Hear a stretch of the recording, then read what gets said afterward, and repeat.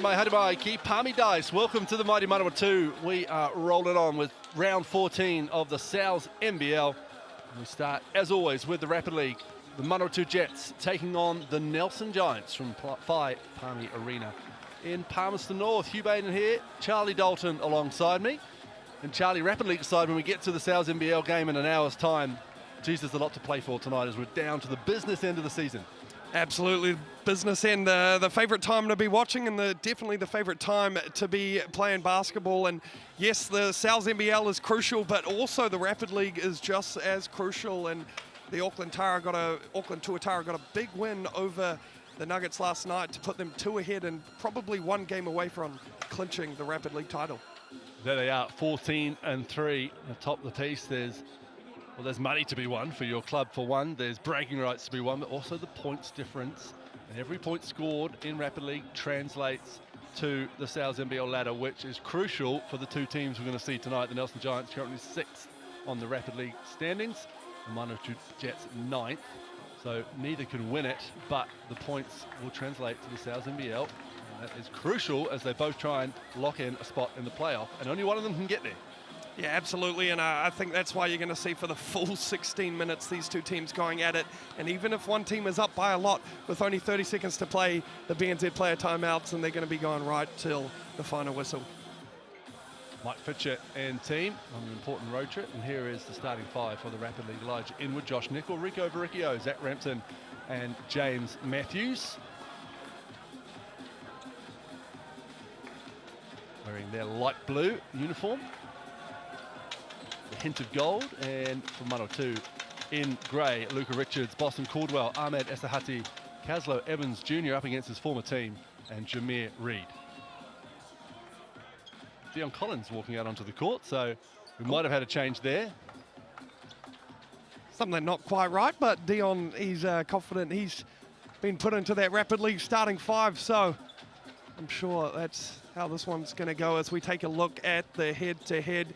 Points per game is pretty similar, but the defense is where the Jets are just giving up a few more points than the Giants. The Jets coming off a win against the Hawks and the Giants coming off a loss against the Sharks. And key players, Boston Caldwell going up against James Matthews. James Matthews averaging 8.4 points per game in this Rapid. And Boston Caldwell, number 5 in scoring in the Rapid League. He is averaging 10.9 points per game. Sharon Martin, Danielle Cooge, Jasmine Dean will be donning the whistles for this one. There's Dion Collins. And big Zach Rampton will get us underway. Yeah, looks like Dion Collins going to start in this Rapid League side instead of Luca Richards, which we saw in that initial starting lineup. Potentially saving him for a little bit more minutes in the Sal's NBL. We know he has a pretty big impact on this Jets side. There's Benny. That's not Benny, but there was Benny the Bear it's before. The Benny and the Jets. Yeah, I really enjoyed that little touch to the name. I do too. People saying, why is Benny Dion Collins is twitchy to get underway, and we are underway, but it's Zach Rampton who wins the tip. And James Matthews will get us going here. Jets and Giants. The old pump fake on the tip, mate. Matthews elevates from the free throw line, gets his own rebound. Finds his former Nelson College teammate Elijah Inwood. Puts the ball on the floor. He rises from mid-range. Box out from Collins, but another offensive board. So the Giants will go 3rd time's a charm, and Matthews gets the layup to go, and he's fouled to go to the line for 1 more.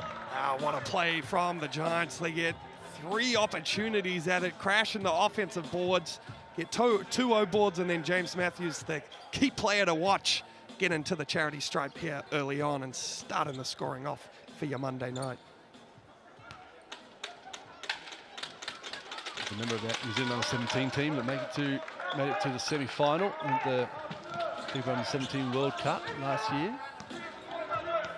2 years ago now.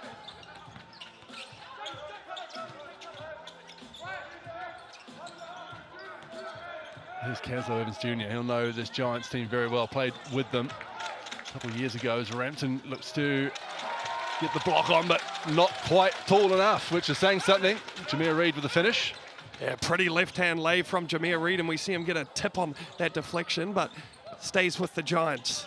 Inwood, tough, bucket. Playing off 1 foot, getting that floater to go, and continues the scoring for the Giants.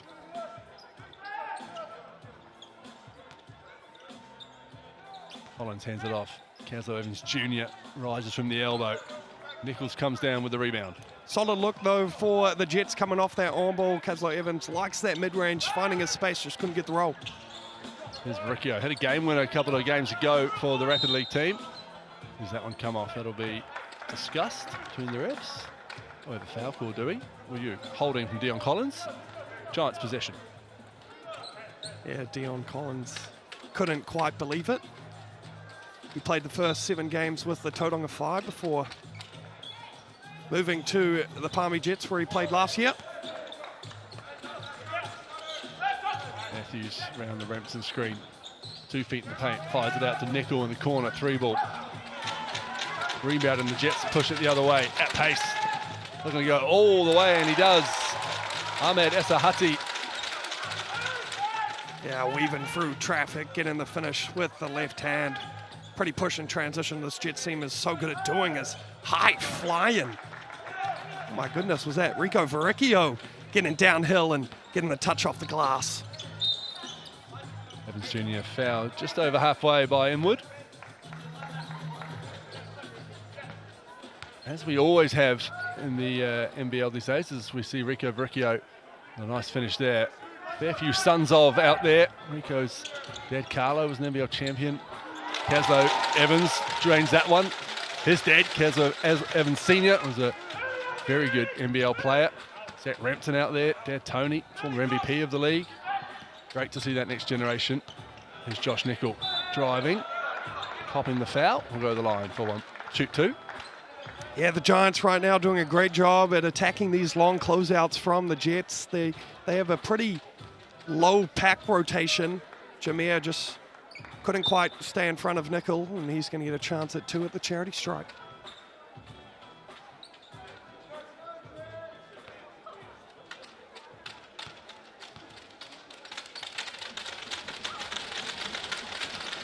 This is his first. Josh Nickel pulled up from Canterbury to add a bit of veteran leadership to this young Giants Rapid League team.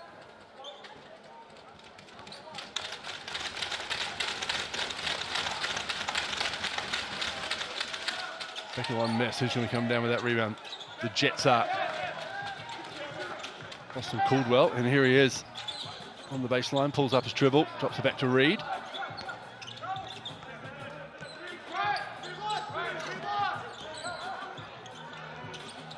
Evans Jr.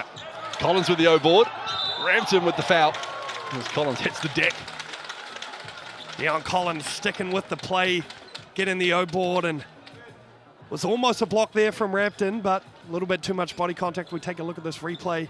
Swims around him, goes up, and that's marginal. Zach Rampton did a pretty good job. He's 17 years old. He's just come back from the 2026 FIBA Under-17 World Cup in Turkey, where he actually was second in the tournament in blocks per game at 3.3 blocks per game.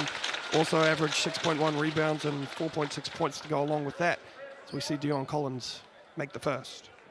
He spent most of his life growing up in China as Zach Rampton. And links to Nelson through his old man Tony, who played for the Giants, and mum Nikki, who's from Nelson. So sent back to get a couple of seasons in and a couple of years at Nelson College before being able to move to the stateside to Jesser College.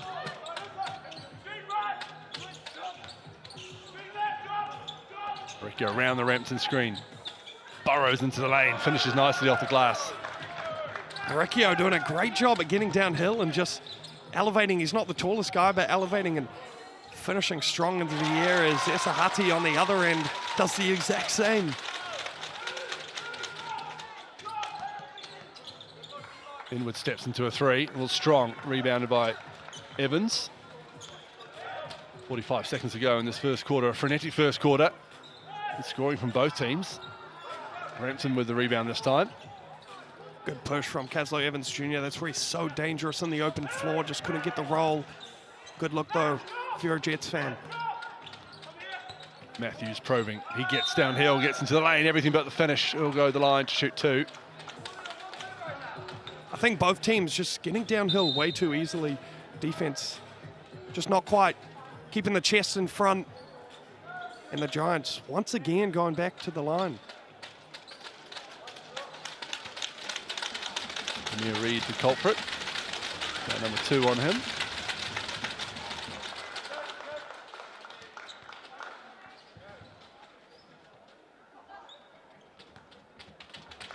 We mentioned how important this rapid league game is going to be. The Giants play the Jets and the Airs this week. The 2 teams directly above them. They're a win behind both teams. The Jets, who just saw off the Hawks, are tied on wins with the Fi, but down on points percentage. The Fi occupy that magical 6th spot, Charlie, that the Jets, the Airs, the Giants are all hunting for.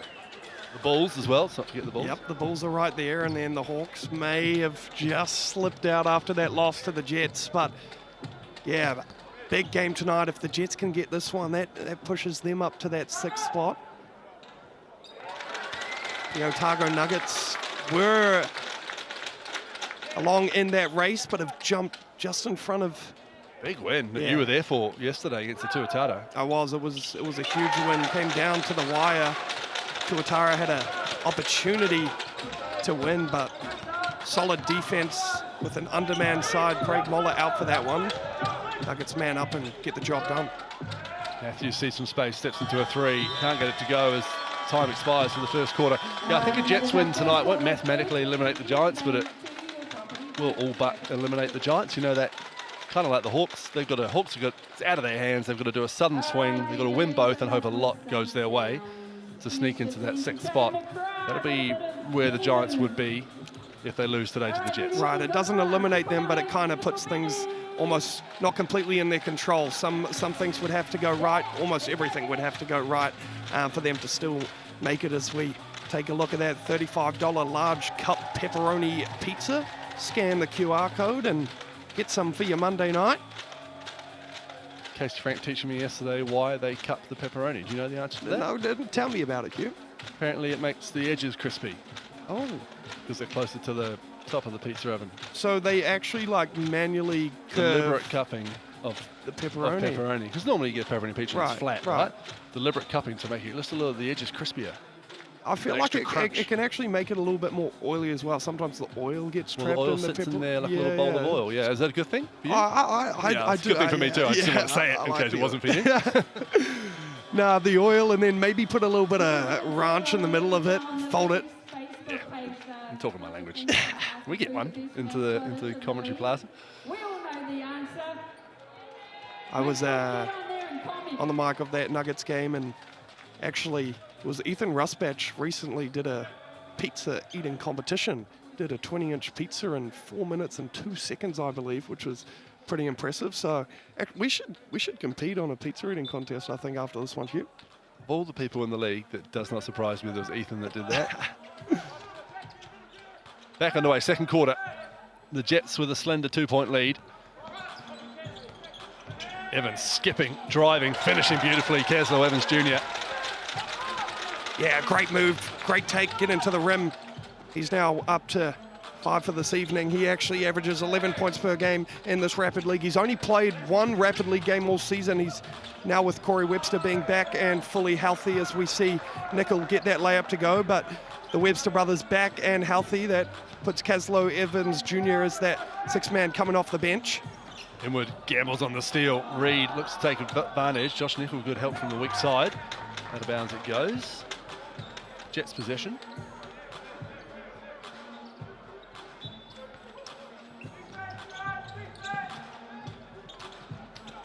Sahati inbounds. Austin Caldwell with the pull-up, but it doesn't go. And a bit of body contact from the way out the floor as Varechio hits the deck. Foul called. Yeah, it was a good look off the baseline. Anytime you get that wide open catch curling towards the corner, it's always a good look, especially for a good shooter like Boston Caldwell. Straight out of Westlake boys. Go Rosmini. Matthews around the Rampton screen. Taps it in to Zach Rampton up against Collins. Got the height advantage and shows his strength too with a nice finish from the 17-year-old.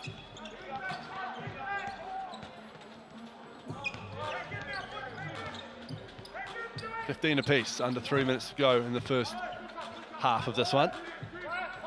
Here's Evans, good defense from Matthews initially. Evans tenacious though, gets all the way to the baseline, looks to drop it in to Collins, but Rampton right there to come away with it. Yeah, great defense from James Matthews, just navigating that ball screen, staying in front. Caslow Evans had no options, and on the other end, he turns defense into offense. James Matthews takes the lead for the Giants. Reed hands it off to Esahati. Nickel on him, Collins comes to set the screen. Step back, 3 ball, drains it. Ahmed Esahati for 3. Bingo, pretty look. Giants defender went under the ball screen, he steps back into it, looks pretty, and went through the nylon. Riccio scampering along the baseline. Reset through Matthews. He's got a mismatch on Collins and he takes full advantage of it. Oh, Rampton with a big O board. Good for the foul, is he? The over the back foul. It's tough when you're 7 foot and you're up against a 6'3" guard and you get called for over the back. Yeah, Caslow Evans Jr. doing a good job at staying low on that box out and making it look like an over the back foul. I'm not actually sure the over the back foul is a genuine rule.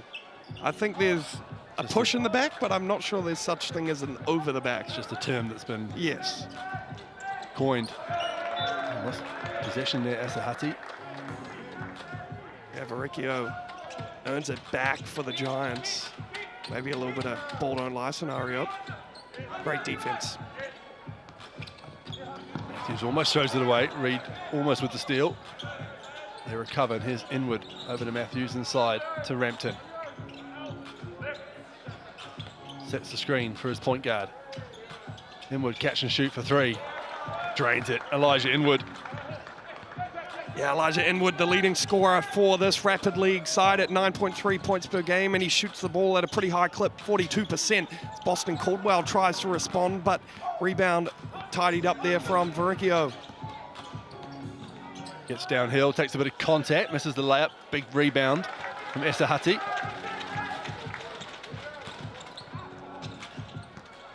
Reed puts the ball on the floor, runs into Nickel. Goodwell spinning one way, spinning the other. Tough shot, can't get it to go. Inwood hustling for the board. Yeah, potentially should have gone one more there to Caslow Evans Jr. That was wide open on the 3. He was begging for the ball. But good defensive stop again from the Giants. Miscommunication there though. Vericchio and Nickel on different pages.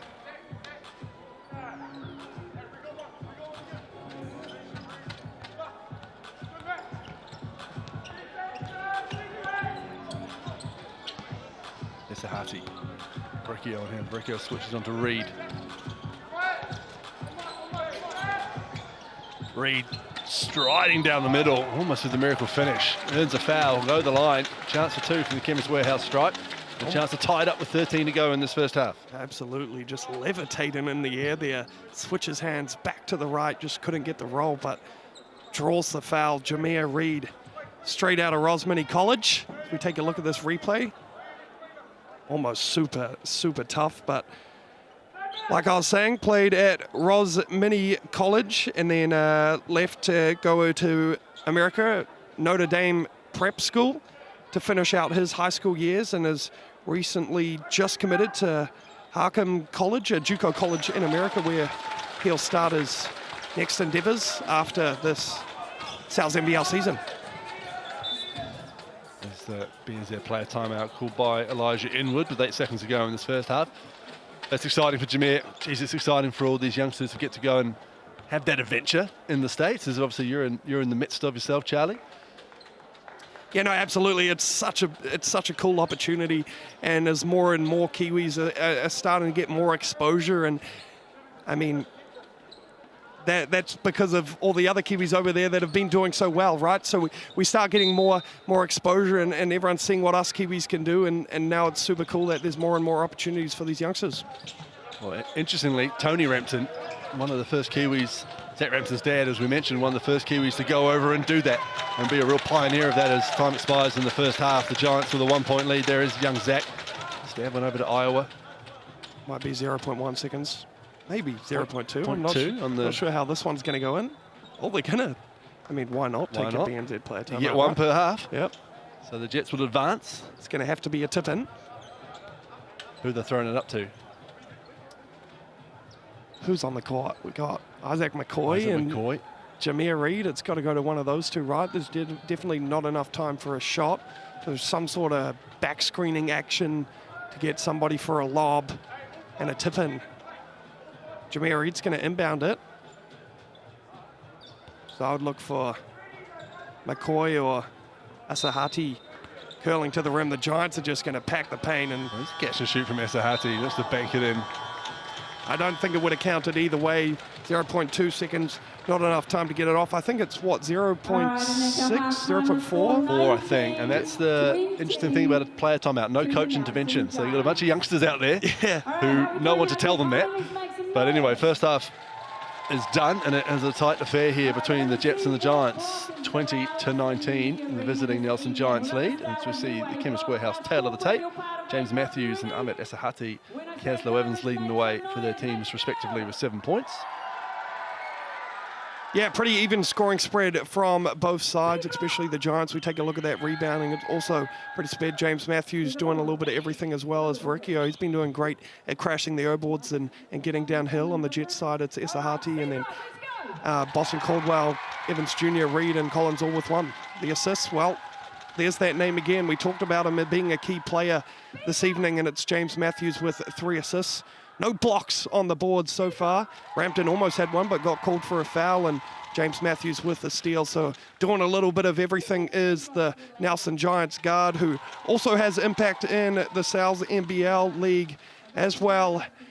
The Giants up by 1 here, halftime of this crucial Rapid League game. Some good commitment. The full green face. Oh, look at that. Yes, and it got everyone's signature on the hat as well.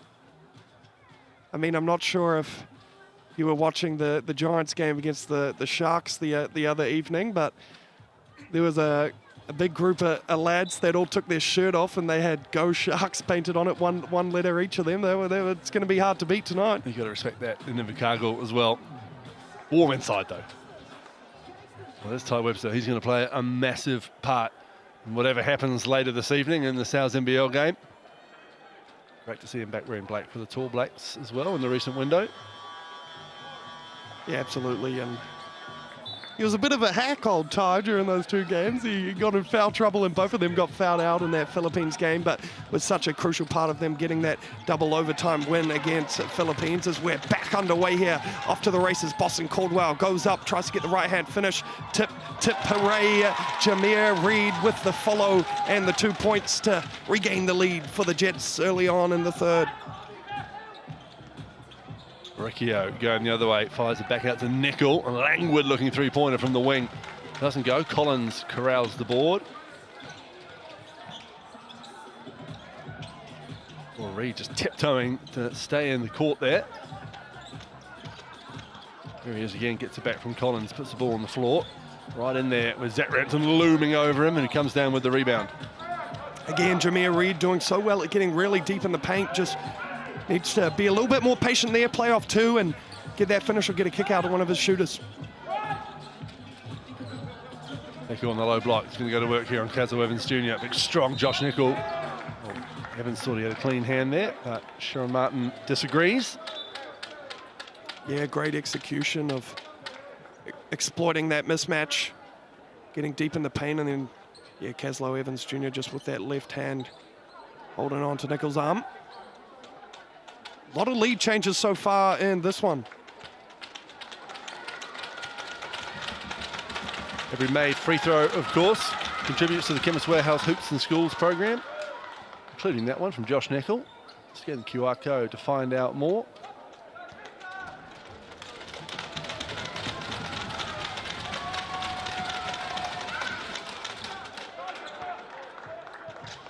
He makes them both, and there's another lead change. The Giants up by 1 again. Looks like the Giants dropped into a little bit of a 2-3 here. Or they may be back to man. Maybe a little bit of a matchup zone. Rampton staying low, but it's Jameer Reed getting up, and he's going to get fouled at the top. It's Inwood pleading that he was the one to make the foul. Otherwise, it's 4 on Zach Rampton. Inwood being a good teammate there. Yeah, and one thing about this Giants side is they typically play 5 Rapid League players for the entire game. As we know, it's either Lukanen or Sailor coming off the bench, which are imports. Therefore, they're not allowed to play in this Rapid League side. And then they often like resting Liam Judd coming off the bench. If he doesn't have to play Rapid League, he won't. At one point earlier in the season, they played with 4 players in Rapid League when Zach Rampton got injured down in Dunedin. There you go. I actually think I remember that game. I think the Nuggets actually have... round 1 or 2. Yeah, the Nuggets have had a game where they only played with 4 as well. Verrecchio around a Rampton screen. Great finish, Rico Verrecchio, who is evolving as a basketball player in front of our very eyes. Oh, what a finish there. Ahmed Esahati through the contact. Yeah, takes the contact, throws it up with the right hand and gets the roll. So another lead change here in Palmerston North. We were talking about Verrecchio getting downhill. He does such a great job for a smaller point guard. We take a look at that replay. Esahati getting that and one opportunity. But Verrecchio does so good as a small guard, just elevating and holding in the air, taking the contact and still being able to finish off the glass. Solid free throw there from Ahmed Esahati. If you're wondering, Inwood did a great job with that sales job on the foul. He was given the foul. Oh, there you go. Rampton stays on 3. And doesn't always work when they try claim the foul, but he obviously could get an acting career. Yeah, especially as Rampton really clattered him. Good teamwork there from Elijah Inwood. As we have a foul. Esahati the culprit this time. That's just his first. Approaching the 2-minute mark in the 3rd quarter. Inwood. Collins on him, looking to get it down into Rampton. Kick ball called. Scoring just slowed down a little bit so far in this one after a super hot first quarter. 13-11 to the Jets. A little bit of a slower second quarter and still trying to find our way here in the 3rd. Nickel just bullying his way along the baseline through Ahmed Esahati and finishing smartly to tie it up at 26 apiece.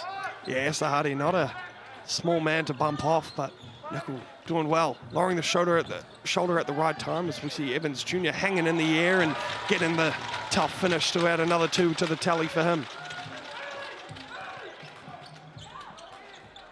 Evans Jr. taps it away from Matthews, who scampers back to his own half. Great pass to Inwood. Collins comes with the help, but not too much skin on that one. So Inwood will head to the Chemist Warehouse to shoot 2. We take a look at this replay. It's a great back cut from Inwood. Jameer Reed just got caught sleeping a little bit and probably a smart foul from Dion Collins. Try and make Elijah Inwood earn it at the charity stripe.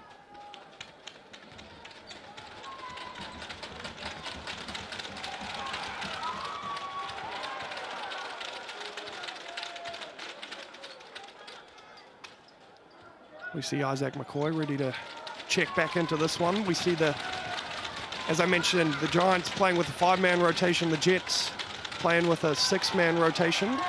Isaac McCoy and Dion Collins kind of subbing in and out. It was a good foul from Dion Collins, as Inwood misses both his free throws. So the Jets retain their 2-point lead and they make it a 5-point lead. Ahmed Esahati with a deep 3.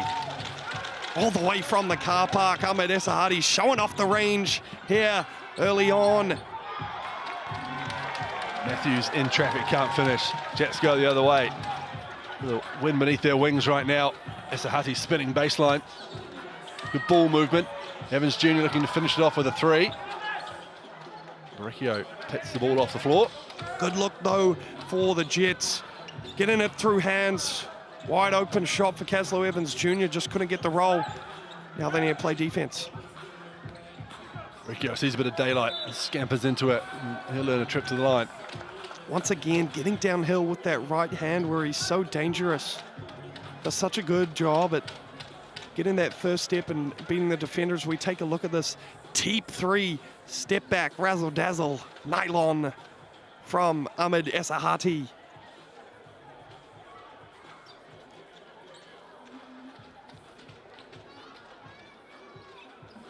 Assistant coach Tom Gargiulo. James Matthews talking it over. As Rico Bricchio will shoot 2.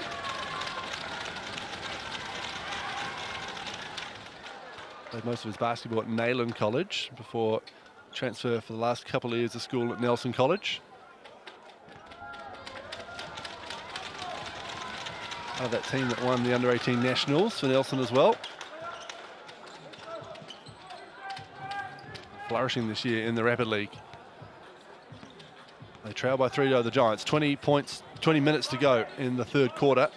20 minutes, 20 seconds. 20 seconds. 20 points, minutes, seconds. We'll get there in the end. And Caslow Evans Jr. is going to go around at Dion Collins' screen. Right into traffic and almost gets it to go. We'll go to the line to shoot 2 though. Yeah, great job getting downhill. Not a lot of threes being shot here in this Rapid League game. Getting downhill, playing off 2 feet. Drawing the contact, going up. Unlucky not to get the finish, but a chance to earn 2 at the line to get him back to his average of 11 points per game. That's 10 for him now. The second player in double figures. Ahmed Asahati being the first with 13. 5 for 6 from the field is Asahati, and he misses the second one, so will remain on 10. Matthews with clock expiring, trying to draw the foul. Can't get the finish, so 3 quarters in the books in this Rapid League game. The Jets lead 32-28. 32-28 to your property brokers Jets. All right, Palmy, how we doing? From 7 o'clock, the Sales NBL game coming your way from Palmy Dice. And a big one at that between the Jets and the Giants, both with dreams of that final spot in the playoffs, currently occupied by the Tauranga Fight. Jets and the Giants, both a chance to sneak in there if things go their way. Yeah, absolutely. And the thing about the Sales NBL League is it's not like the NBA Finals where you're playing a 7-game series. It is just a 1-game series. So if you can sneak yourself into that top 6, all you need to do is get hot for 3 games in a row, and all of a sudden you could be a Sales NBL champion. So for them, it's just getting there to that top 6. It doesn't matter what seed you are, and then from there you can knock off anybody, as we've seen all throughout the contest so far, and as we saw last night with the Nuggets taking over the Tuatara. Well, the Nuggets are a great example of that. 2022, I think, 2021, when they won the championship, they snuck into the playoffs and just got hot up in Auckland. That. You remember? Of course you remember. And the Giants had won the regular season, and they knocked them off pretty swiftly and went all the way. Bet us on our home court. It was a tough one. It was Trey Boyd, I believe, for the Nuggets. He was exceptional that game and that season. Such a talented player. I wonder where he's playing at the moment. Was that the semi? That was the year with the wild semi-final against the Taranaki Airs? Yeah, we were down by, I think it was... I was calling that game. We were down by 7 with, I think, 14 seconds left. Yes. Rob Lowe hits the layup and then Steele turnaround bank 3 to win it. Absolute scenes. And the thing is, the timeout before that happened, we were down 5 with like 4 seconds left, or like 7 seconds left, and Rob goes, trust me, we're winning this game. And we're all like, all right, bro. I was a bench warmer then. I was like, all right, bro. Comes on and he does that, and I was like, oh my goodness. This guy actually knows what he's talking about. Edward drains a 3 after the nice find from Baricchio and makes it a 3-point game.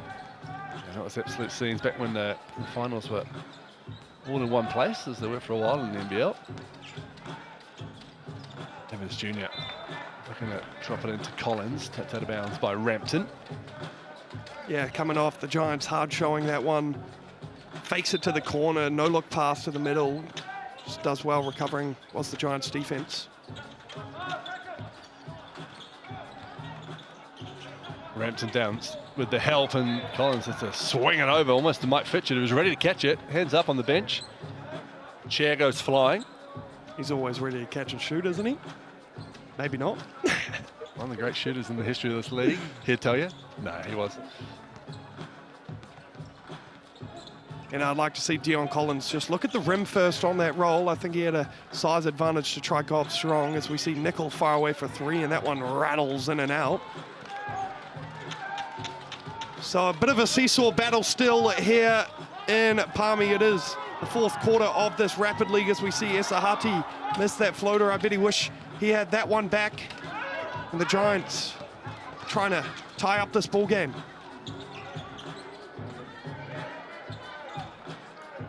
Inwood fires for three, and just like that, jackpot. Elijah Inwood ties up the ball game here in quarter number 4.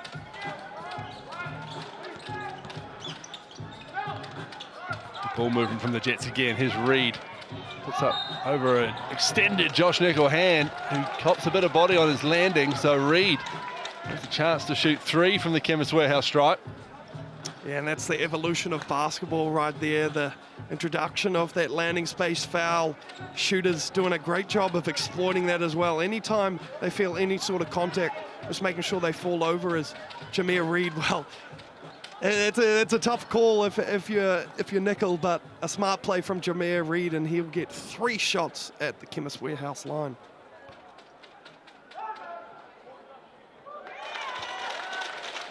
Having to tick under 8 points so far in Rapid League 2026, and that's his 8th point of this game.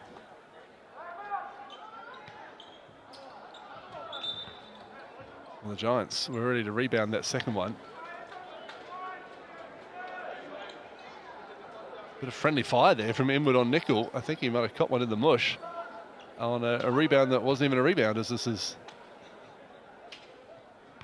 a 3-shot visit for Jameer Reed, and he makes his 3rd.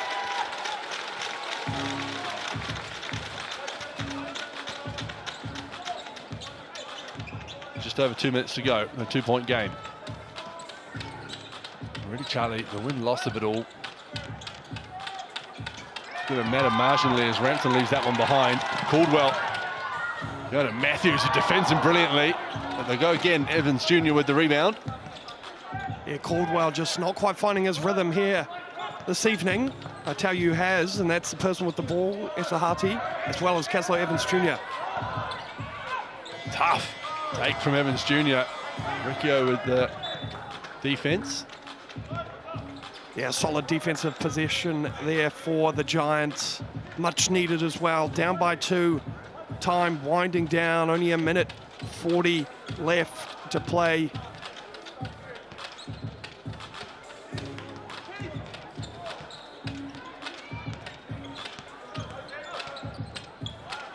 Rampton with the screen.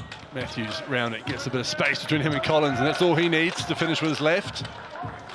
Yeah, tough finish there, getting downhill. Using the inside hand, scoops it up off the glass. Just like that, we're all tied up. Nickel jumps over to Esahati off to the left. That Rampton might have got away with the hold there that Collins was complaining about. The Giants go the other way nonetheless, 36 apiece, approaching the minute mark. Matthews right out in front, off to the right. Good look though, wide open. Not sure what happened with the Jets defense. Letting a good shooter have so much space. Usually got mixed up in the rotations, but now an opportunity for the Jets to take the lead late in this one. Evans Jr. razzle-dazzle at the top, gets to the right hand, takes the contact, gets the roll. Caslow Evans Jr. giving the Jets a 2-point lead. 40 seconds remaining. Riccio with that little skip of his. The foul called.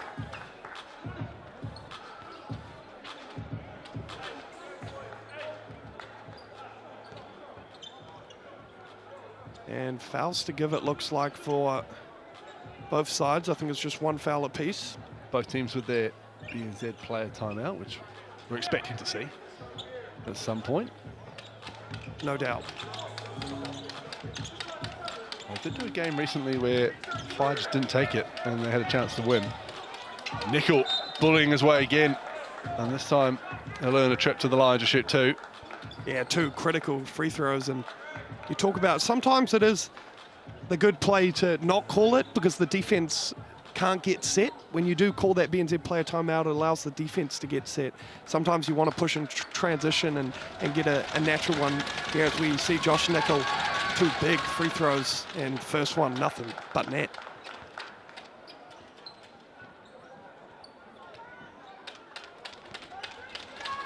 seen the Giants in some pretty close rapid league games recently. As you mentioned earlier, Verrecchio hitting that game winner, and well, that one misses every part of the rim, and it's gonna stay with the Giants. So actually a pretty good outcome. Yeah, good work from Elijah Inwood. On the rebound attempt. Trail by 1, 30 seconds to go. Matthews, wide open, 3-ball, drains it. James Matthews gives the Giants a 2-point lead. What a shot from James Matthews. Evans Jr. tries to respond, nothing but the backboard. Jameer Reed, Boston Caldwell firing away, big no, block. but it's blocked. And there's the BNZ player timeout. Josh Nickel with the block and the energy. Oh me, oh my.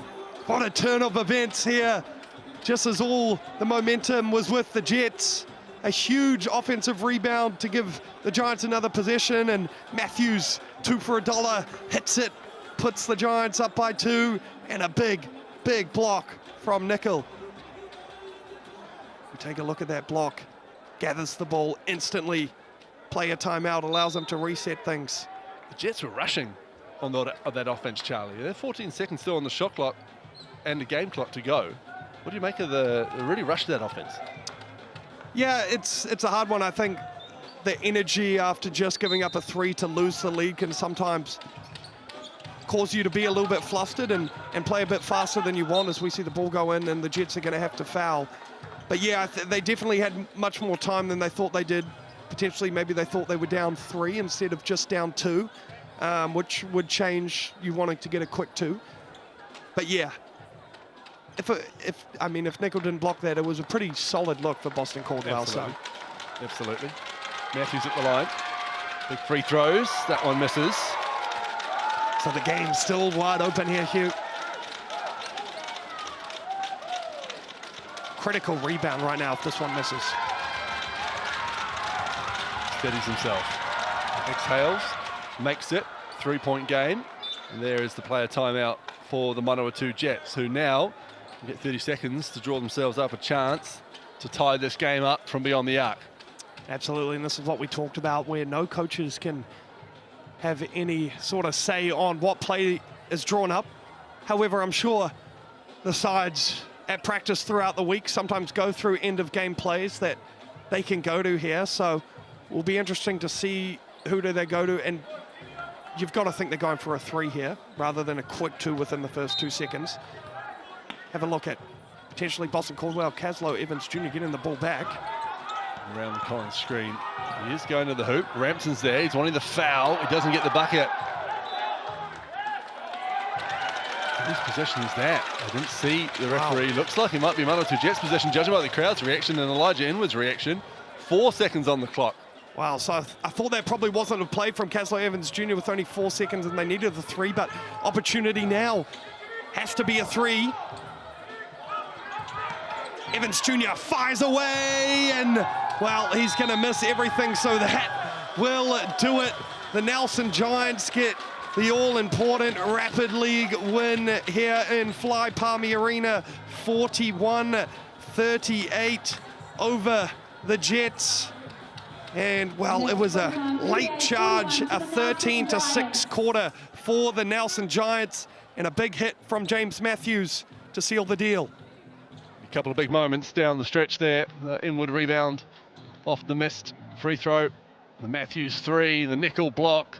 It all added up to a tight, slender, important win for the Nelson Giants, as we see the Chemist Warehouse live game stats. Yeah, James Matthews and Inwood, the 2 leading scorers for this Giants side, getting it done. And then on the other end, Esahadi, he had a brilliant game with a couple of highlights, and Caslow Evans Jr. right there. Boston Caldwell couldn't quite find his rhythm in this one. Rebounding, it was Verrecchio, the small guard, getting it done on the boards. And Jameer Reed and Dion Collins also with 4 as well. As we move on to the assists, James Matthews facilitating at the point guard position with 3 assists. Caslow Evans Jr. on the other side with 2, and Verrecchio, he'll chuck in a couple as well. And blocks, well, there was only 1 block in the game, but it was probably the most important and biggest play of the entire game. It was Josh Nichols' block on Boston Caldwell to seal the game. Benny heaps the energy though, and as well he should, because there is a lot going on coming your way in 15 minutes at 7 o'clock after the Giants take the Rapid League win. It is all to play for. Ladder implications aplenty in Palmy Dice as the Jets prepare to take on the Giants in round 14 of the Sales NBL, both vying for that final spot in the Sales NBL playoffs. Not that it's all up to these two. There's plenty of other teams going for it as well, but these two have their eyes set firmly on it, and wins tonight could propel them on their way. That's coming your way in 15 minutes. We'll see you then on Sky Sport.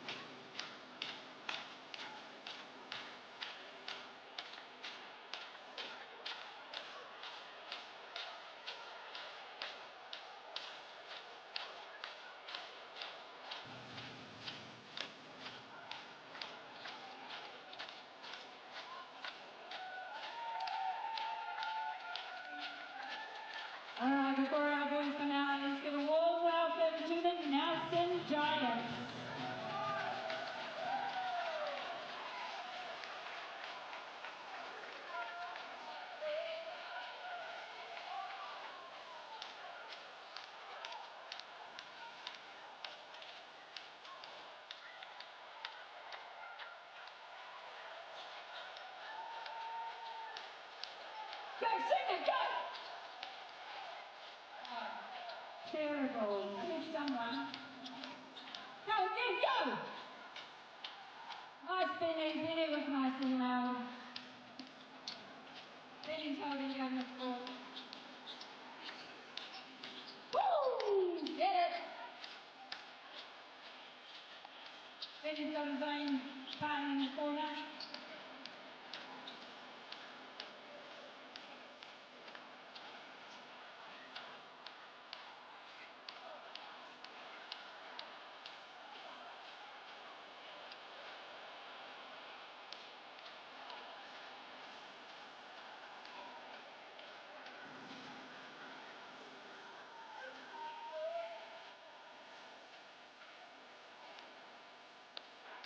Well, Benny just needs to look. Think of it. Me and Benny might need to hold down the fort. Woo! All right, let's try it again. Go! Well, Peter, underneath it. Good work. Lucky we get to do it again. Here we go. Go!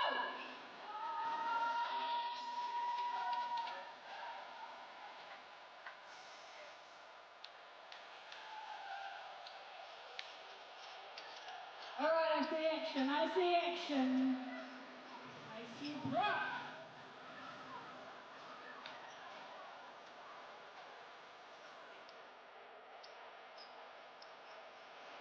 All right, just keep it clear, my guys. Just make sure you can see that a little bit. Keep it clear. Go again. We ready? Stop. Go.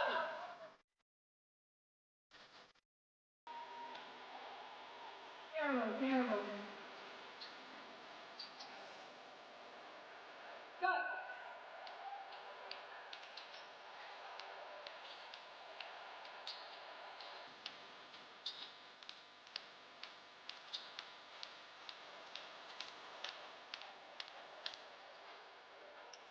All right.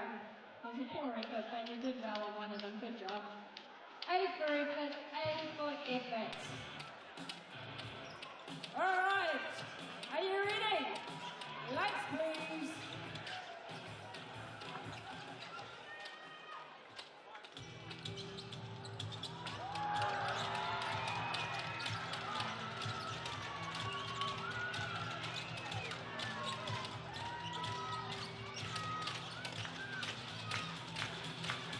All right, Carmen, make some noise for your property brokers, Jets!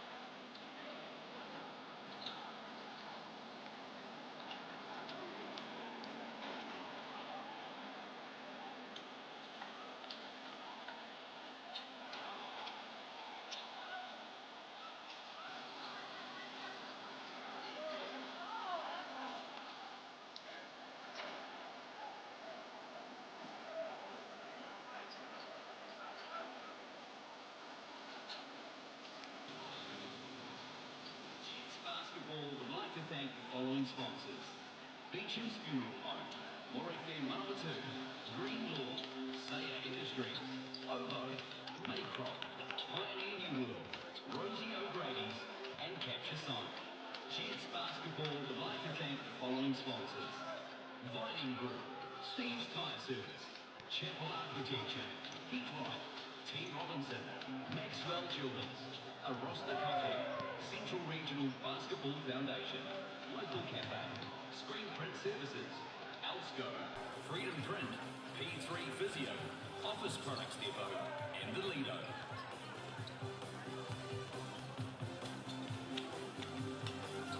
All right, ladies and gentlemen, boys and girls, start.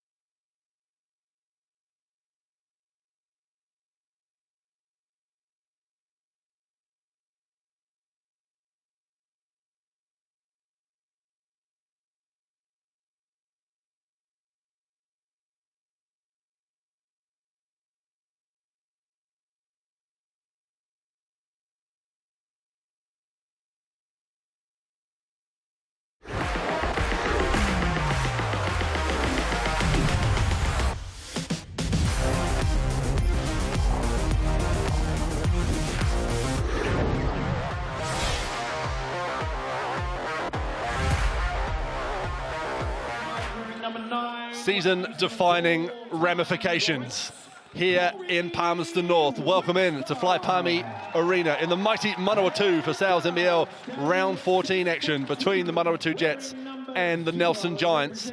And everything is on the line here tonight for these two teams. Hugh Baden here alongside Charlie Dalton. Great to have your company with us this Monday evening. School holidays basketball. Can you beat it, Charlie? You can't, mate, and I'm sure everyone's tuned in for this one. As you talked about, a huge game for both of these sides, trying to squeeze into that final six. And, well, the Your Shout vote is saying it's going to be just as tight as we think, Hugh. It certainly is. The standings will show us that too. Big names on display, none more so in the Sales NBL in its history than Corey Webster and his brother Ty for the Manawatū Jets. Up against a Giant side with some late news coming in. No Liam Judd. He is out with illness. The news just coming in a minute ago as we see the standings. And neither of the teams you'll see tonight are on that first page. But they both want to be and they both can be. The Tauranga Whai currently occupying the final playoff spot, 6th spot, with 6 wins and 11 losses on the season. And a pretty tough run-in for Tauranga. Yeah, absolutely, and we take a look at that. We see now the Southland Sharks jump up to that #1 spot after the Tuatara got beaten by the Nuggets, who are sitting in 5th position. And now we go to the second page where we see the Jets that are 7th and the Giants 9th. The Giants only 1 win away from tying that, but if the Jets can win this one, then they may start to moving and solidifying themselves in that top 6. But I tell you what, there's still a lot of games to come. A lot of games to come, but crucially for the Giants, 2 of them this week are against those 2 teams above them. The Jets tonight and the Airs on Wednesday night, so a chance to jump up. And they still have to play the Whai as well later on in the season to finish the season at the Trafalgar Centre. There's that Airs game Wednesday night from New Plymouth. Lot to play for both teams there. The Nuggets back in action against the Hawks, who are on a southern swing to finish their season. Mathematically still a chance. Realistically, they need a lot to go their way, including wins on the road against the Nuggets and the Sharks. And the Tuatara will look to try and climb back into that top spot. That was a bit of a shock loss to the Nuggets last night. Charlie, you were there for it when they take on the Jets Friday night in Tamaki Makaurau. Yeah, it was a great game. It was definitely a scrappy game. Both teams had players out. Rob Lowe and Chris Johnson not playing for the Tuatara, and then Craig Moller not playing for the Nuggets. But the Nuggets were just a lot scrappier than the Tuatara and got the job done. But we're all focused on the green versus blue here today. And I tell you what, the Green Army look like they are ready. We take a look at the starting 5s. McNaught, Gatling, just a couple of games since a 56-point explosion from Shane Gatling. Cruz Parahan, Tohi Smith-Milner and Emi Luukkonen will round out the starting 5 for Mike Fitchett's Nelson Giants. Let's hear from the Tall Black, the big man, Tohi Smith-Milner. Tohi, while the results haven't quite gone your way over the last few weeks, dropping 3 from 4, you've been right in every game and have had chances to win late. What does this group need to do today to turn a competitive performance into a full 40-minute effort and come away with the result? Yeah, we just got to put a full 40 minutes together. The other night against the Sharks, we played really well in the first half, and it showed in the second half that it kind of dropped quite a lot. So just trying to figure out how to not so much pace ourselves, but play a complete 40 minutes. Standing in your way as a Jets side that's playing with plenty of urgency. You took the first meeting between these teams earlier in the season, but the Jets lineup looks a little different and has shown it can score a lot of different ways. Defensively, what's going to be the biggest challenge in slowing them down today? Yeah, they're a tough team. They've got guys that can score all over the court, especially the Webster brothers. I've been thankful enough to play against them for many years and played with them as well, so just giving our guys a little bit of an insight into how they like to score and stuff, and yeah, just slowing those two down. And then they've got Poplar Jr. as well, so he's a pretty tough cover as it is, so just slowing those 3 guys down. Awesome, good luck. Thank you. He is a pretty tough cover, and Tohi Smith-Milner, Emmy Luukkonen staying out of foul trouble tonight, Charlie, is going to be key for the Giants.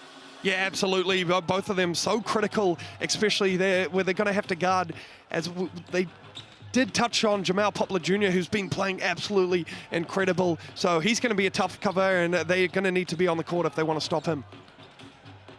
For the Manawatū Jets, the case of the law firm of Webster and Webster going at it again. Corey Webster coming off a 32-piece the other night against the Hawks. They're joined by Kalen Sand, Jamal Poplar Jr., and let's hear from him, shall we? Isaiah Small. Isaiah, this is a massive game for your group. Your finals hopes are still alive, and the Giants got the better of you earlier in the season, especially on the offensive glass with 19 O-boards. As you head into today's match, what's the biggest focus defensively to make sure history doesn't repeat itself? Stick to the game plan, do what we do best, and hopefully, we get the better outcome this time around. If you can get those stops, it should give you plenty of opportunities at the other end. You guys are coming off one of your best offensive performances of the season. What's the key to carrying that confidence into today and putting it together for another strong performance to keep those playoff hopes alive? We know we have to be much better than the last team. The last team was a good team, but I feel like this team is a better team than what we played the last game. So I feel like if we keep the momentum defensively but up it more, I feel like we have a good chance of winning. Good luck tonight. Yes, the Jets certainly with the momentum of their win against their rivals to the east, the Hawks, the other night. Yeah, and as Isaiah Small said, I think this Jets team is going to be ready for a little bit of a step up with this Giants side that are fighting for a life. As we take a look at the Chemist Warehouse head-to-head, the scoring, well, the Jets have the advantage on the scoring by about 5 points, but they do give up 99 points per game, which is a lot. The Giants just 90. As we mentioned, the Jets coming off a win, the Giants coming off a loss, and, well, the key matchup is the Webster brothers going against Shane Gatling and Cruz Hunt. Both the combos are the leading scorers for each side. As we mentioned, Shane Gatling recently had a 56-point game. Cruz Hunt coming off a, I think, 24-point game against the Sharks. So it's going to be a lot of guard play and a lot of 3-ball action, I think, tonight. Crew Chief Callum Welch in the middle there. Sharon Martin, Daniel Cooge, ably assisting him with the whistles as we have 1 minute to go to tip off in this one.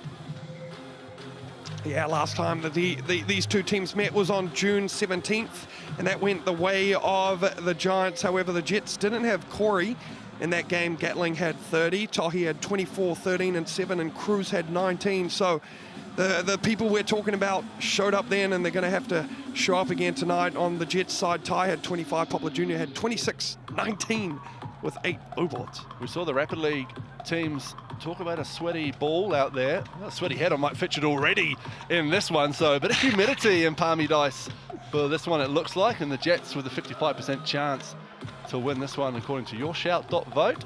Yeah, absolutely. I think Fitchy will be feeling the pressure and understanding the stakes just as much as his players. We see a lot of coaches getting into it recently. Jeff Sparrow for the Nuggets, he was pacing the sidelines last night to get the win. he's a character, isn't he? And, well, I don't think Fitchy will be quite that excited on the sideline, but he's going to be... He can get pretty animated. He can. There's Dan Ryan as well, the Franklin Bulls. He's a very animated coach as well. Yeah, Fitchy's got a few texts this season, I'm sure.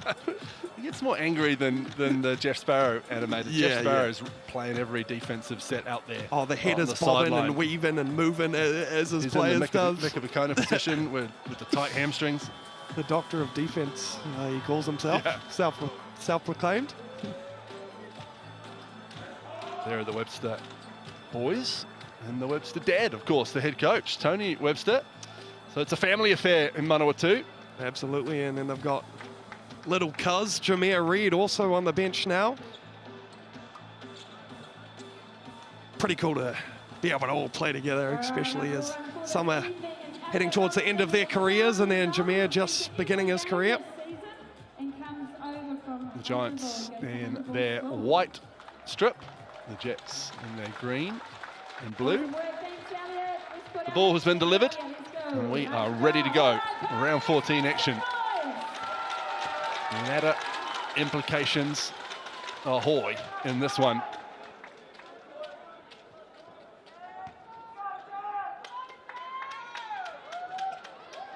Lukanen almost blends in with his jersey. The big fin. Yeah, chasing Winters, I think. He's like me. Could be Casper the Ghost. The Jets control the tip. Oh, Webster has to go all the way back to his baseline almost to get us underway.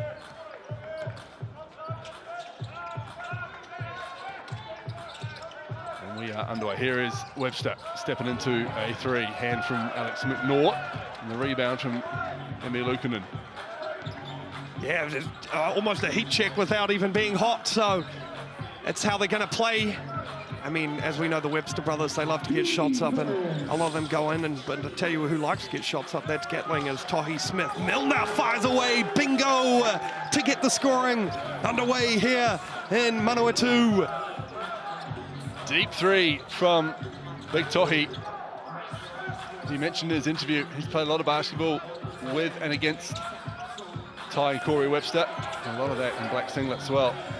As Webster drops it down deep, back to Poplar Jr., his three ball rattles around and comes out into the outstretched hands of Shane Gatlin.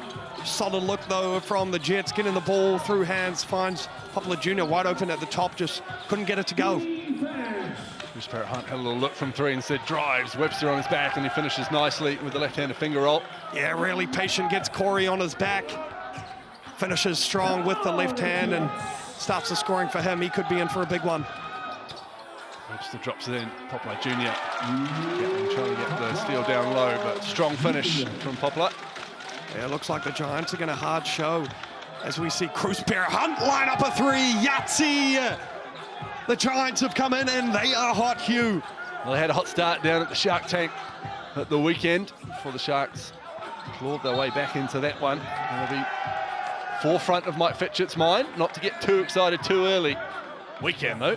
Oh, absolutely we can. And that is one thing Tohi talked about in his pre-game interview, was putting together a full 40-minute performance.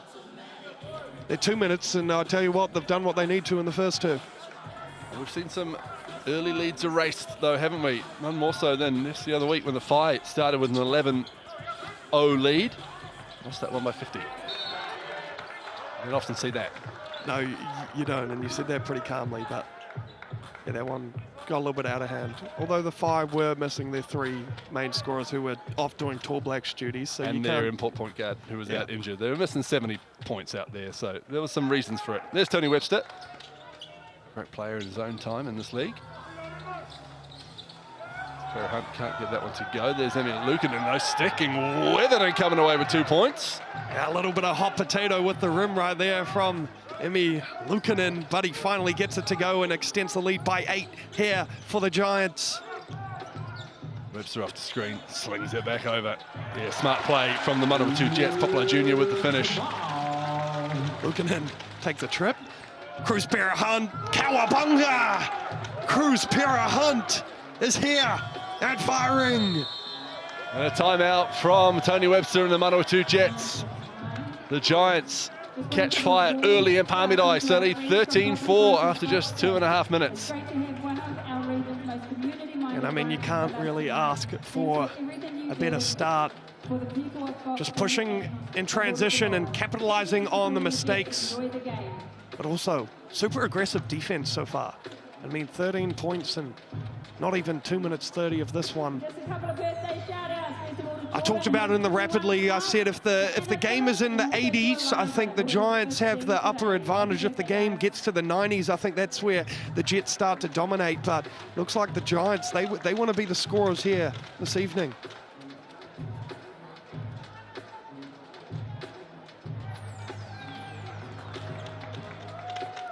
So much firepower in that Manawatū Jets starting five.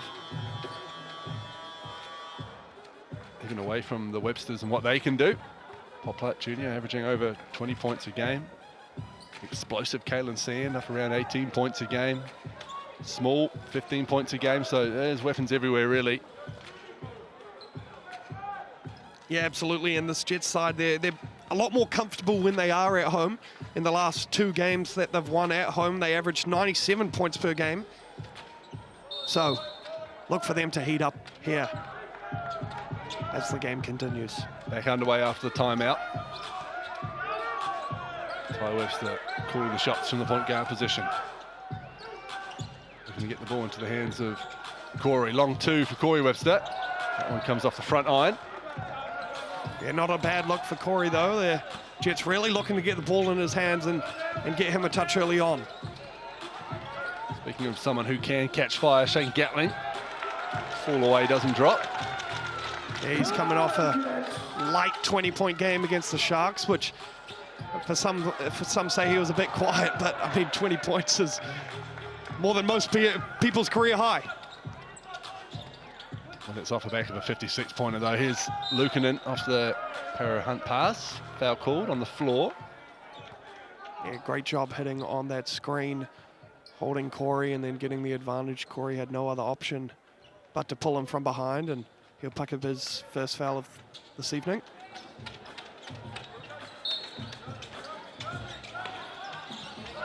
Para Hunt to inbound. Luukkonen just couldn't pick that one off the shoelaces.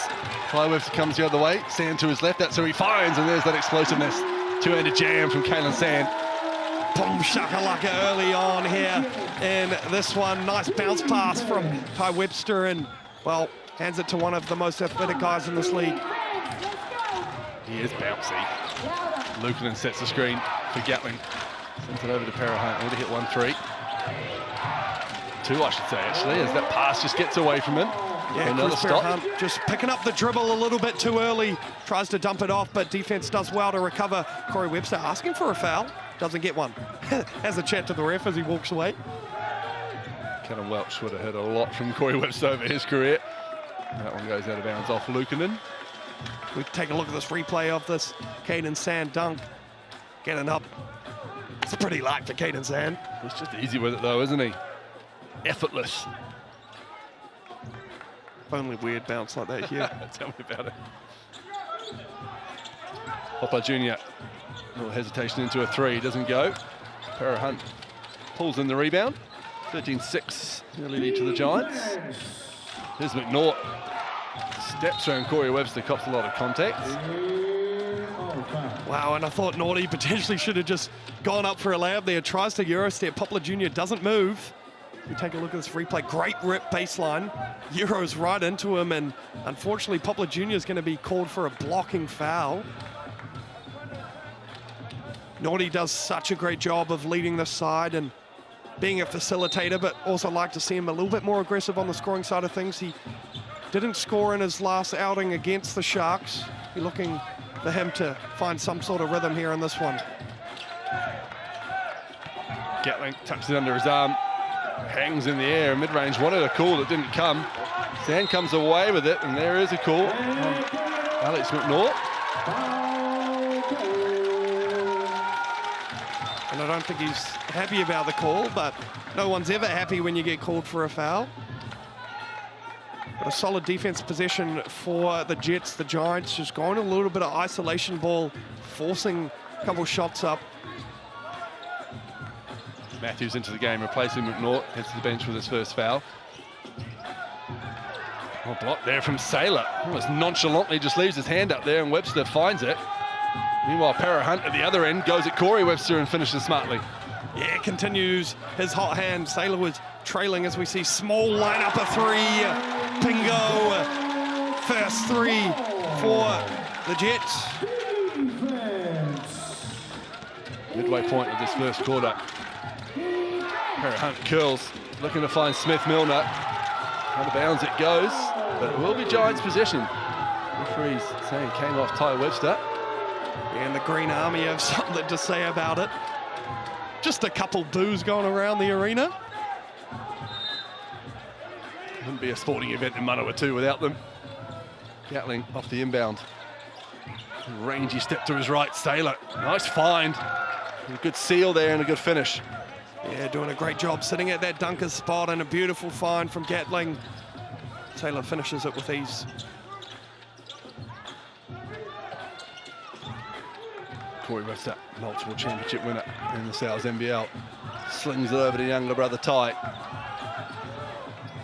Getting busy down low, high off the glass. Saylor goes up and gets the rebound. Hunt with the defense. Solid take though from Ty, getting into 2 feet as we see Cruz Hunt get downhill. Throws it up with the inside hand. Get it to go. Cruz Hunt, well, what a game he's having so far here, Hugh, in the first. 12 points. Hunt draws the foul of Ty Webster. Look at the English on this. Just stops it on the back iron. Oh me, oh my. Count it, he says.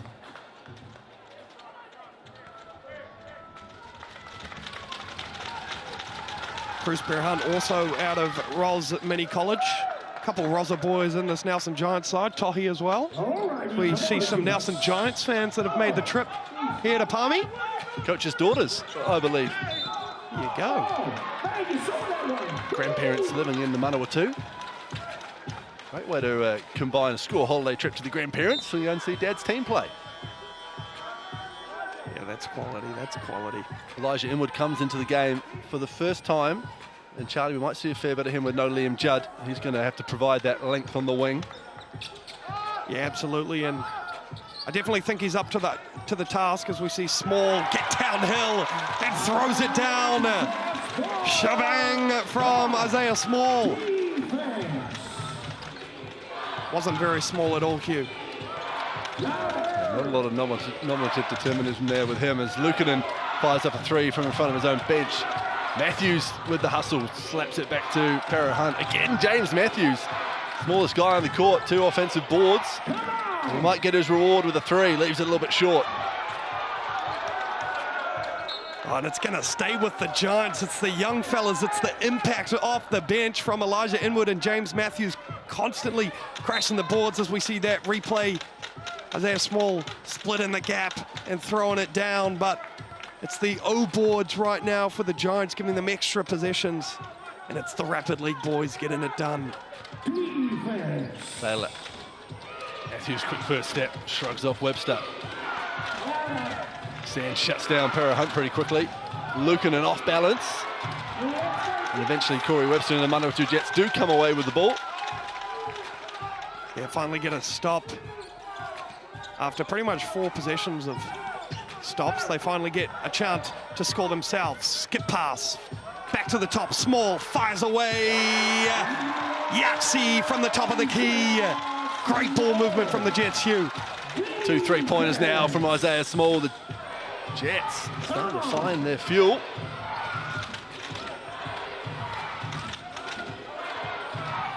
Saylor's going to go to work down low here. Nice step through, good footwork. Tops a bit of contact, no whistle, play on. And a good defensive stop from the Jets. I think we're going to see a timeout here pretty quickly from the Nelson Giants. There it is, Mike Fitcher with the timeout. The Jets back in this one, Charlie, on the back of Isaiah Small.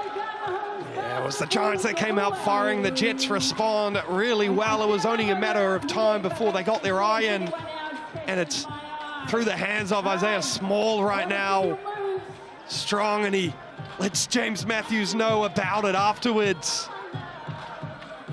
What a fiery first quarter we've had so far for this crucial game for both sides. Playoff implications at stake.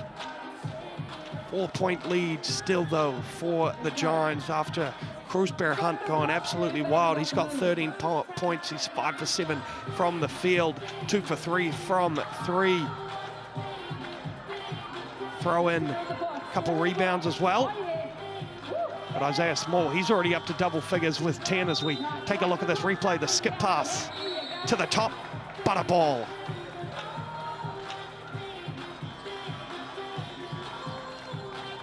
Bit of Justin Bieber playing in the background. You a big Justin Bieber guy? Not a big believer. I don't dislike him, you know, it's just not my vibe. But interestingly, I was working at TV3 when he came into the building, like the height of Bieberdom. Is that a thing? And we heard screaming from down the street. This is however many years ago, must have been 2011 or something. And a horde of teenage girls were sprinting down the street after him. And he literally came into the building and was like, what's happening? Yeah. It was unreal. That's insane. Didn't work there for me, Charlie. That's a pretty good story there, actually, from you, Hugh. Back to the action, though. The Giants up by 4, 2 minutes remaining here. As we see Inwood far away from 3. That one's going to hit the iron. Caitlin Sand the other way, sizes up Toy Smith-Milner, might go to work here, pulls up from mid-range and drains it. Caitlin Sand, 2-point game here, 2 minutes to go in the first quarter. Oh my God, a little bit of razzle-dazzle elevation, finds the mid-range. A lot of talent on this Jets side, especially offensively. Lukanen in heavy traffic down low. He sets through Inwood and Gatling. Hesitation, 3 ball, back iron. And it's going to get called for a push there in the back of Tyre Webster. So another stop for the Manawatū Jets. Yeah, the Jets defense really coming to life. Just can't quite get anything inside out right now for the Giants. Having to settle for late shot clock contested step back threes. Still trying to crash the glass though from these young fellas, but this time Inwood gets called for the foul.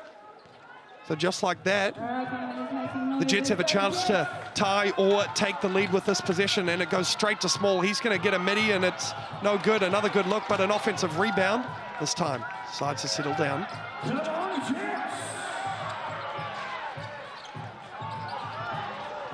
Drops it off, nicely finished, and the foul to the line for one more.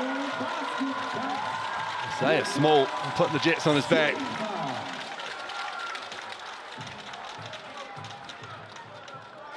If we take a look at this replay, it's a brilliant feed from Luca Richards, who's had some big moments throughout this season.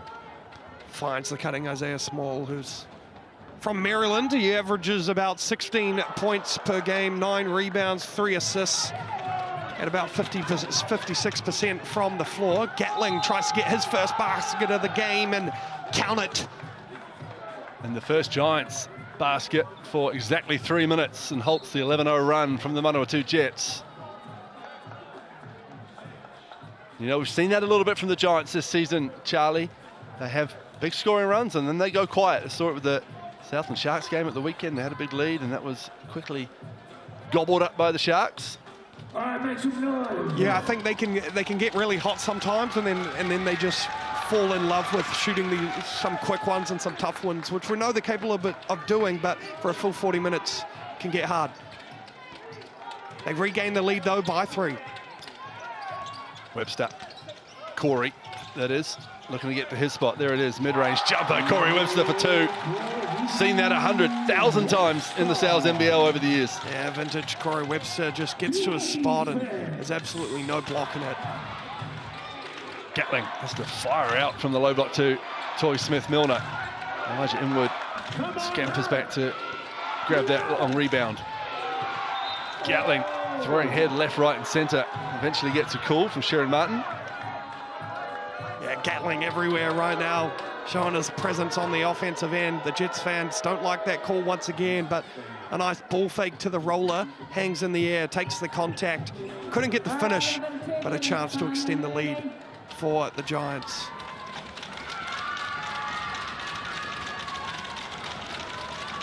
Shane Gatling, straight out of Queens, New York. He had 30 points last time against the Jets. That's a objectively cool place to be from if you're a basketballer. Yeah, Just saying you're from Queens? That's cool. It's just Straight out of the movies, yeah, you know? absolutely. Especially now after the next one and stuff. Oh, yeah. No, I'm from Queens. Yeah, just casually. I like that. Gets his free throws as well. It's because he's from Queens. Poplar Jr. and Lukanen banging bodies. And Poplar Jr. wins that one. He'll get tripped to the line. That was on number 7. 35 seconds to go in this first quarter.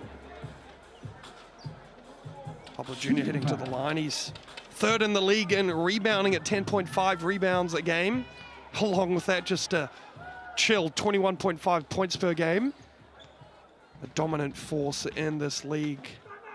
Shoots it at 49% from the field, 38 from 3, and he's from a pretty cool place as well, Chicago. Yeah, that sounds cool too, eh? Yeah, that just sounds cool. Basketball world, Chicago Bulls, things like that.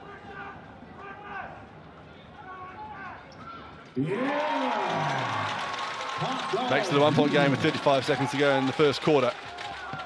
Bruce Hunt caught fire early, deputises there to Smith Milner. Here's Elijah Inwood. As we said, likely to play some extended minutes tonight with illness, ruling Liam Judd out, who made the trip. Gatling step back 3 ball, leaves it short.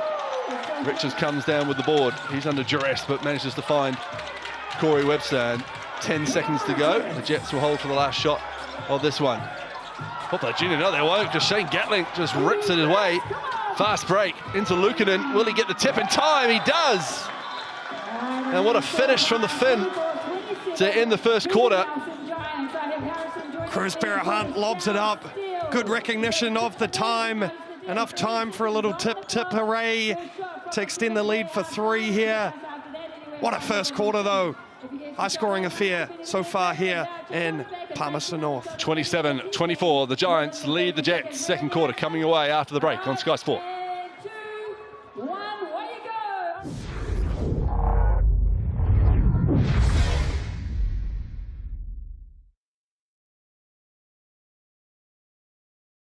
All right, one there. And again. Keep trying, you got 10 seconds on the clock. Push it up. Here we go. And hold it there, well done. Let's give it up for Harrison. Awesome job, Harrison. Nice work, 2 vouchers there, and you get yourself completed there as well. Nice job. Well done, thank you.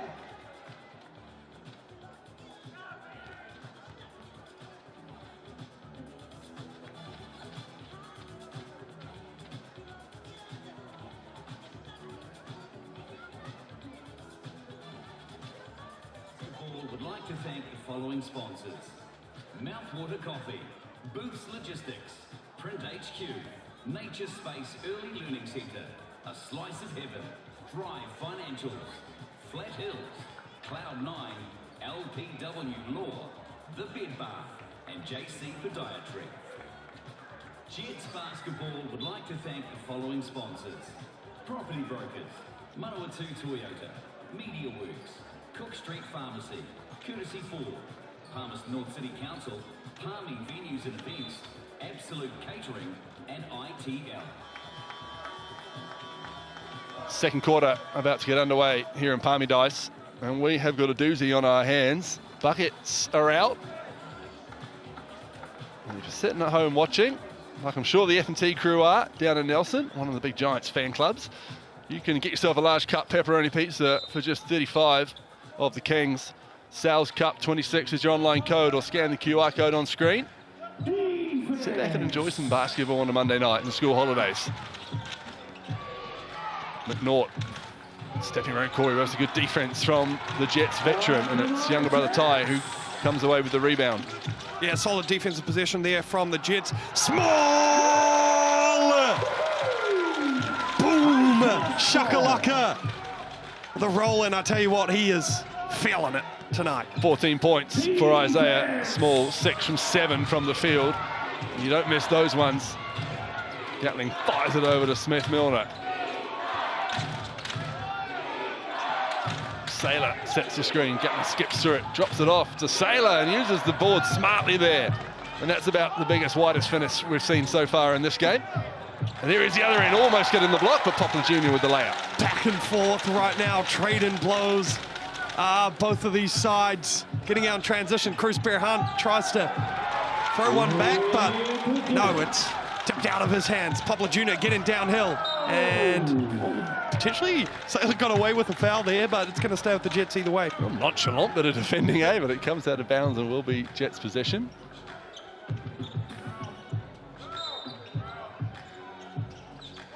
Jets inbound from the baseline. Ty Webster. Corey Webster and Gatling caught up. Webster shrugs him off. Comes away with an easy 2 and gives the Jets a lead. Yeah, beautiful read there from Corey Webster. The play was probably for him to curl for a mid-range shot in the corner, but notices Gatling's trailing behind. Gets a free lane to the rim. Para Hunt along the baseline. Great pass. Toby Smith-Miller left wide open. Can't capitalise this time, but another offensive board for the Giants, this time Shane Gatling. And no resistance on the baseline, and a little tip in from Tohi. Yeah, it's a beautiful follow from Tohi after a great move. Shimmy jab from Gatling, couldn't get the roll, but teammate there to help him out. Small, he's been on fire all night long. Almost gets his own rebound, but Sailor comes up with it. 8 offensive rebounds for the Nelson Giants so far, Charlie, to just 1 for the Jets. Cruz Para Hunt in and out, another, making 9 offensive rebounds, and Sailor does the rest. That'll be something the Jets coaching staff will be talking about at the next time out for sure.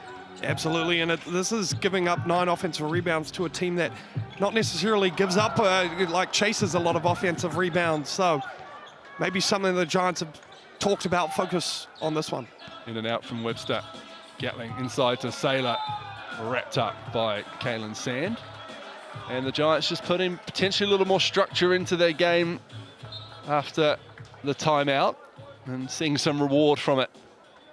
Yeah, I like it, just really isolating that ball screen, understanding what coverage the Jets are in and then playing out of that. I said after the Giants got really hot, they kind of loosened up a little bit and were shooting contested shots.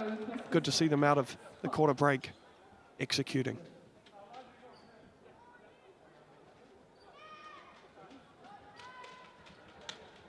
All right, we've got 2 of you lunch. Let's go. To the bench go Sand and Small. 18 points between them. 14 of those belonging to Isaiah Small, as Sailor can't get his first free throw to go. Late addition to the Giants throughout the season. Added not a hell of a lot on the stat sheet, Charlie, but just a big body and a secure, reliable big set of paws out there as well. Yeah, absolutely. Webster kills off the Poplar Jr. screen, fires it back to Ty Webster. Gets into the lane, got a body contortion, but he can't get it to go, and out of bounds it goes. Giants possession, little smile and a laugh between Ty Webster and Tohi Smith-Milner, Tall Blacks teammates in the recent window and many windows before that. Yeah, Ty Webster still yet to get on the board here in this one, averaging close to 22 points per game. I'm sure that won't last for much longer as we see Inwood, powerful pro hop through the middle and touches it off the glass. Loving the confidence that he's playing with so far in this one. Great recovery after almost losing the rock on the pass. We talk about it every time these two play, but what a cool opportunity it is for these players as Corey Webster puts up a bit of a wide one, tipped in from Dion Collins to your likes of James Matthews, Elijah Inwood to guard the Webster brothers, who they would have grown up watching play for the Tall Blacks, the Breakers, all the NBL teams they've played for. It's a pretty cool opportunity for these youngsters to get a chance to share the court with them. Absolutely, and even if you just get one stop to put on your resume that you guarded, as we see Cruz Bear Hunt continue his hot streak from 3, but to just say that you've even stopped Corey Webster is pretty cool. Para Hunt up to 16 points now. Here's Ty Webster.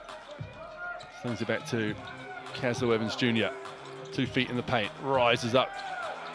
Collins again. Some impact on the offensive boards. Takes a dive like he's playing at the World Cup in the US at the moment, but comes away with the foul. Yeah, I think it was just caught on inward, reaching around there on the post up.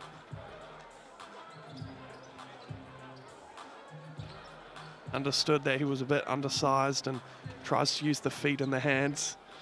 Flops over. Don't mind it. Yellow card. Oh, wide open is Caslow Evans Jr. fined from Ty Webster. Yeah, that's back-to-back baseline out of bounds plays there. The Jets have got a free 2 points as Caslow Evans Jr. gobbles up that one. Collins creating space for Poplar Jr. Lukanen doing well to stay in front of him, and then being called for a foul.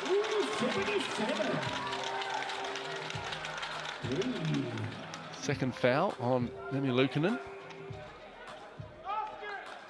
who probably going, when am I going to come out of the school of referees that the import bigs tend to do in the Sal's NBL when they come in from overseas. Webster pulls up, long two, back iron. Ferrer Hunt with the rebound, his fourth to go with his 16 points. Approaching the midway point of the second quarter.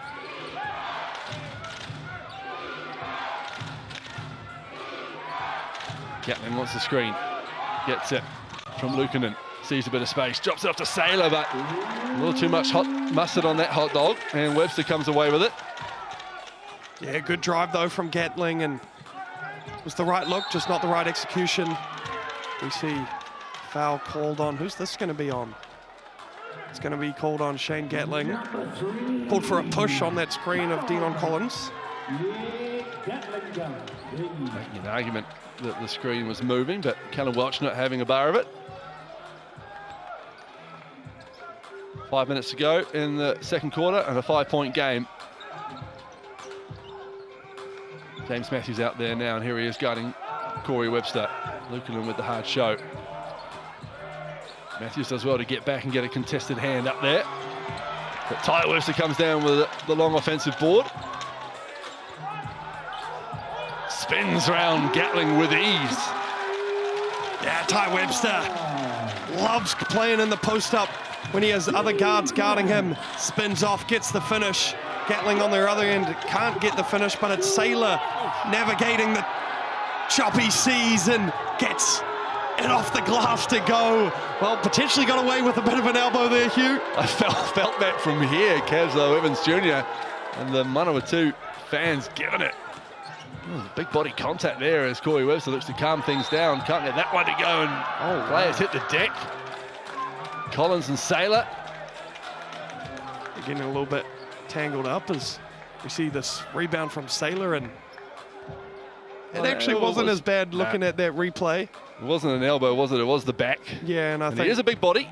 He is a big body, and I think Caslow Evans Jr. was falling back, anticipating that charge before it actually happened. So I don't mind the call from the refs. We take a look at this replay. Collins, he put in a bit of an arm lock, didn't he? A lot of movement off the ball and into Corey Webster it goes. Up on James Matthews. Good defense from the youngster. They go again though. Tell you what, Collins has made a big difference on the rebounding side of things since coming on for the Jets. Matthews called for a foul that time, and Webster will go the line to shoot too. Yeah, Corey Webster just trying to take advantage of the youngster. Gets awarded with some free throws. I thought it was pretty solid defense overall from James Matthews. Maybe just reached in a little bit at the last second.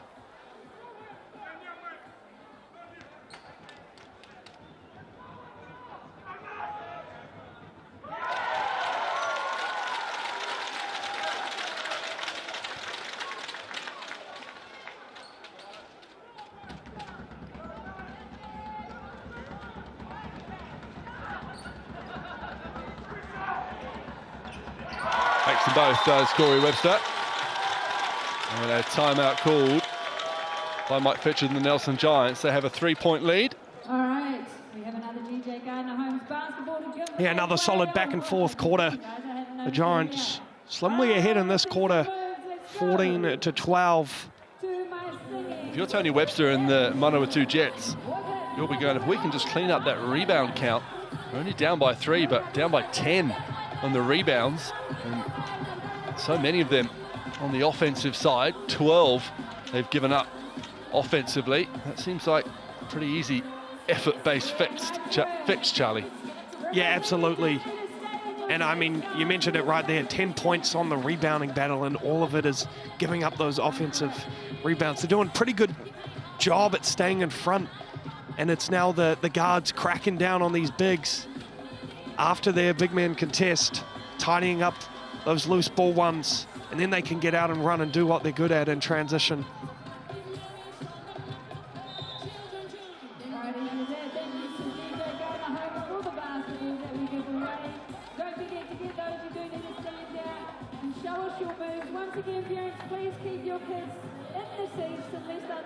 There's a bit of blood out there on Daniel Saylor's jersey and shorts. Daniel Cooch just trying to find the source of it. The sauce, it might be ketchup, mate. Nice. Cheers. Back underway after the timeout from the Giants. Cruz Hunt brings it up. Sees a bit of space, takes a bit of space, shoots a 3 and drains the 3. How about that off the timeout? Yeah, not a bad play call from Fitchy. Find the open man, Cruz Hunt, the hot hand, and man, he's on fire. 19 points now. 4 triples. Webster driving through heavy traffic and coming out the end of it with 2 points. Yeah, it's a man you don't want to let heat up. Starting to find his rhythm on offense, attacking the more inexperienced, as we see Tahi Smith-Milner. Up fake, throw it up. Filet. This trundles down the lane to speak Tahi. Webster again, almost a carbon copy, this time a little bit more resistance. And the Giants come away with the rebound through Shane Gatling. And I think Ty Webster and Corey Webster having a few words to each other. Ty was like, yo, bro, I'm open. Corey goes, you're the little bro, let me shoot that.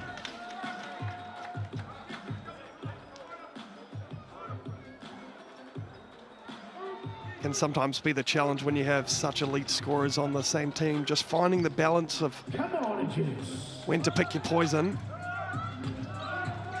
There's Collins. Will run into the brick wall that is Tahi Smith-Milner, wanting a whistle that doesn't come. Oh, nonchalant pass. But Nort blows the layup. Slips out the hand. It was a great run. Just sometimes those molten balls can get a little slippery. Poplar Jr. puts up the 3. That's short. And Smith-Milner brings that in with his big paws. 6-point game. Luukkonen, it opens up for him. Oh! Fouled on his way up for the dunk. Collins not happy with the call. Yeah, a couple wide open lanes that have opened up for the Giants in the last 2 possessions. We take a look at the replay of this one. And I think that's one that Luukkonen should finish either way. But fortunate enough for him, is going to get a chance to still earn those 2 points. Just got to do it the hard way.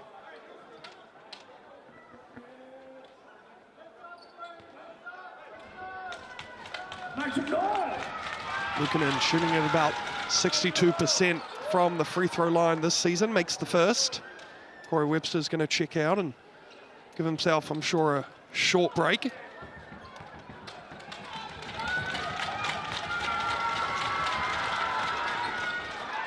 This is the second. Ty Webster climbs high to get the rebound. Whole pass into Shane Gatland with the steal. Can't finish though. And there's Webster the other end as the energy picks up. And he just calmly slots a mid-range jumper. Yeah, so a couple messy possessions, but it's tidied up from a beautiful mid-range from Ty Webster. Gave away a turnover, but responds nicely. Tahi Smith-Milner pops it like it's hot. Decides to pump fake, and Caden Sant cannot believe that foul call on the reach-in. Tahi with a sheepish look and smile over to the referee. He's just a happy guy. He's always smiling, and Yeah, I think he knows he potentially got away with one there.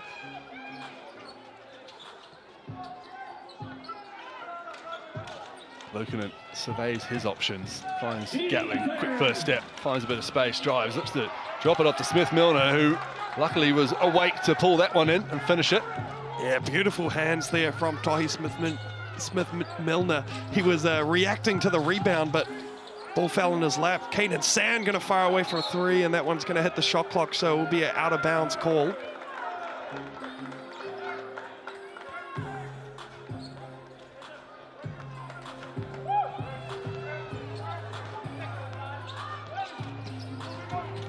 Hunt fakes to Luukkonen and drops it to Smith-Milner.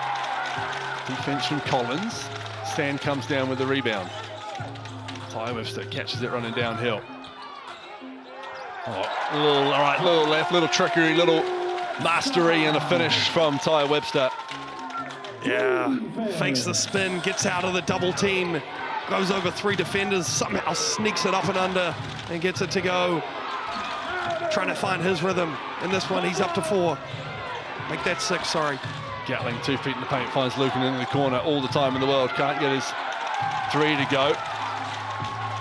The Jets another stop, another rebound. Here's Sands running into Smith-Milner. Cops some friendly fire from behind. And this time the foul is called.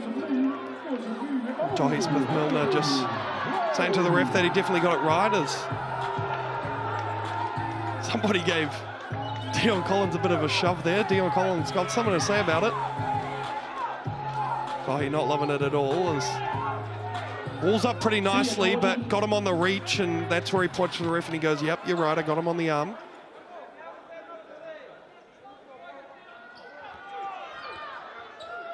Tension rising here. Yeah, there is a bit going on. Good to see both teams know what's on the line. Potential spot in the playoffs becomes a lot harder to achieve for both these teams with a loss tonight. Not impossible, but a lot harder to achieve with a loss.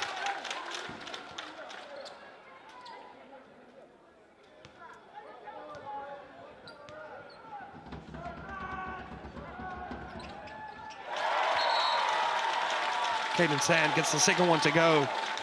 Shooting at about 88% from the stripe this season.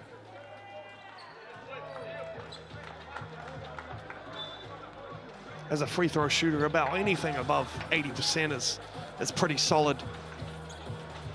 So for a guy of that size and that athleticism to still such a clean jump shot, he's also shooting the 3 ball pretty well at about 43%. A guy that can just do it all around.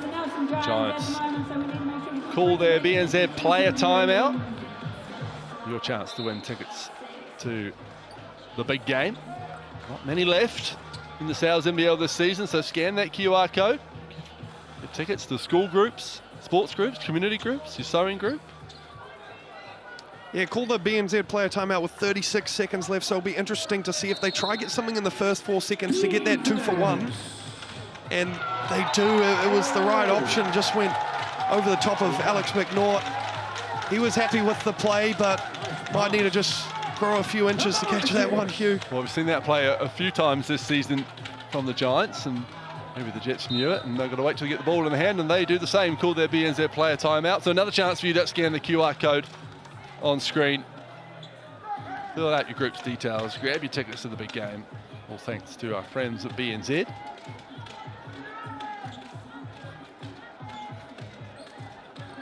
Oh, Smith-Milner. Oh, he's got some hairy shoulders. He's a specimen, I tell you what.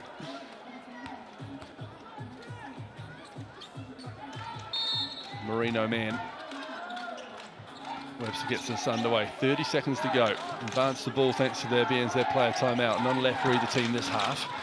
Webster right down Main Street. Fouled by Saylor, who was out of position. Webster took full advantage of that. Yeah, drew up the play beautifully for Ty Webster to get downhill, as he does so well. The hard show came. Saylor was trying to get back to his man. Webster does a great job at putting McNaught on his back. Gets himself a chance at the line. Been shooting pretty well from the line at about 81%, and I'm sorry, Ty, that's my fault. I'll take accountability for that. Forgive me. No, you slay Queen. That's all good. Maybe you are like a Justin Bieber fan or something. Come on, the kids. Makes this second.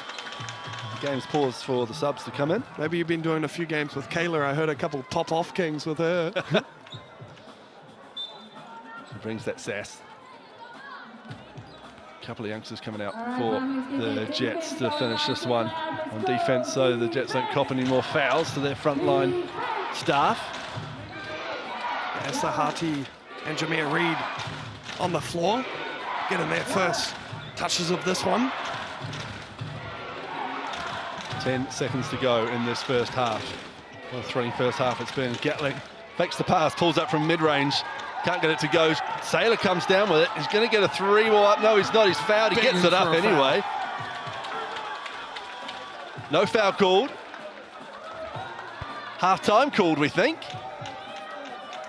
We think, and now we know. Yes, that'll do it for half number one. The Giants 49, the Jets 47. It's been a seesaw battle, and I'm sure that will continue in Fly Palmy Arena.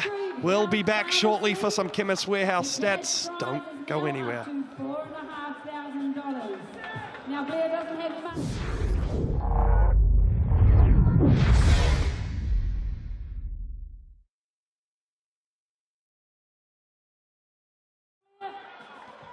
Let's go.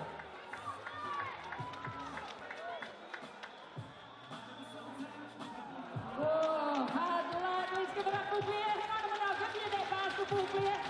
You can have this as a souvenir. There you go. Nice try. Good effort. There you go. Thank you so much. So that means our last home game, the cash prize is $5,000.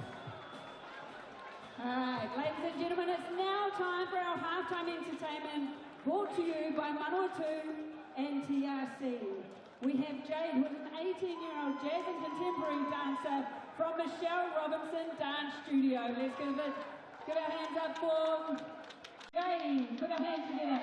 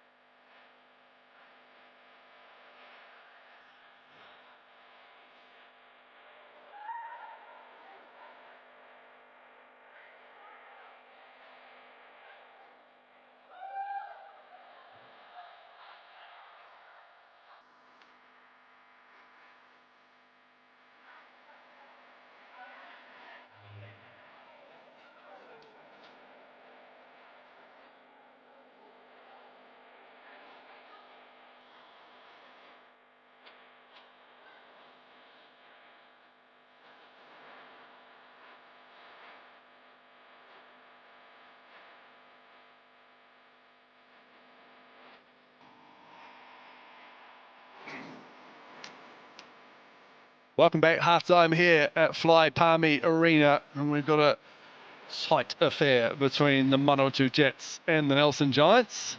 Good for young and old, and flexible and inflexible. How about the solo dance at halftime? Bit of pressure on the young lady. Did a great job. Yeah, absolutely killing it right now.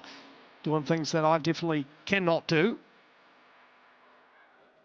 FIBA in here alongside Charlie Dalton, and as we said, halftime, the Giants lead by 2, 49-47 off the back of a 19-point first half from Cruz Perro Hunt.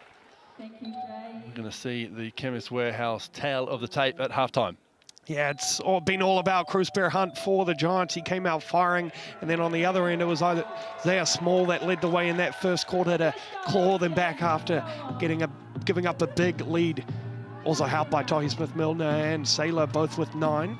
If we take a look at the rebounds, it's Saylor that has been doing all the dirty work, and then 4 rebounds apiece for Smith-Milner, Perro Hunt, Lakonen and Gatling, and that's all been on the offensive end. The offensive rebounding has been great for this Giants side, on Ty Webster doing it for the Jets alongside Collins.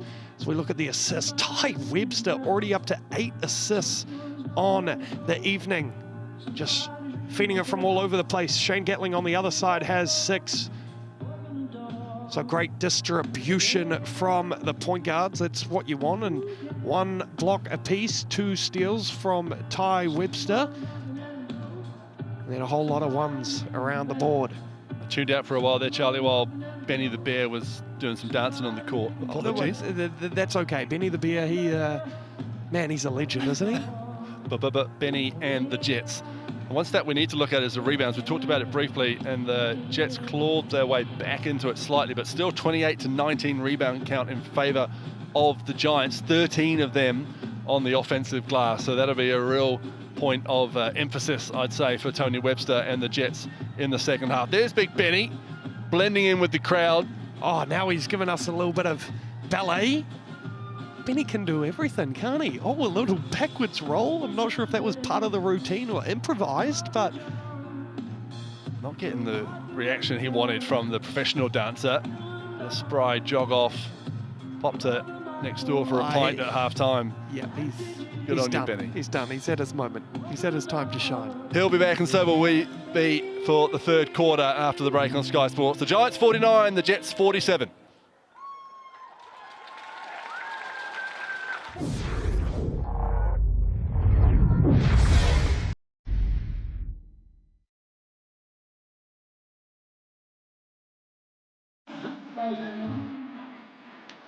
All right, Benny, you got this.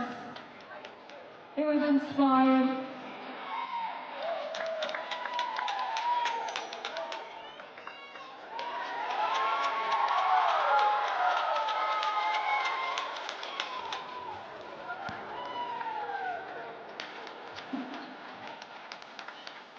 Well done, Benny. Nice work.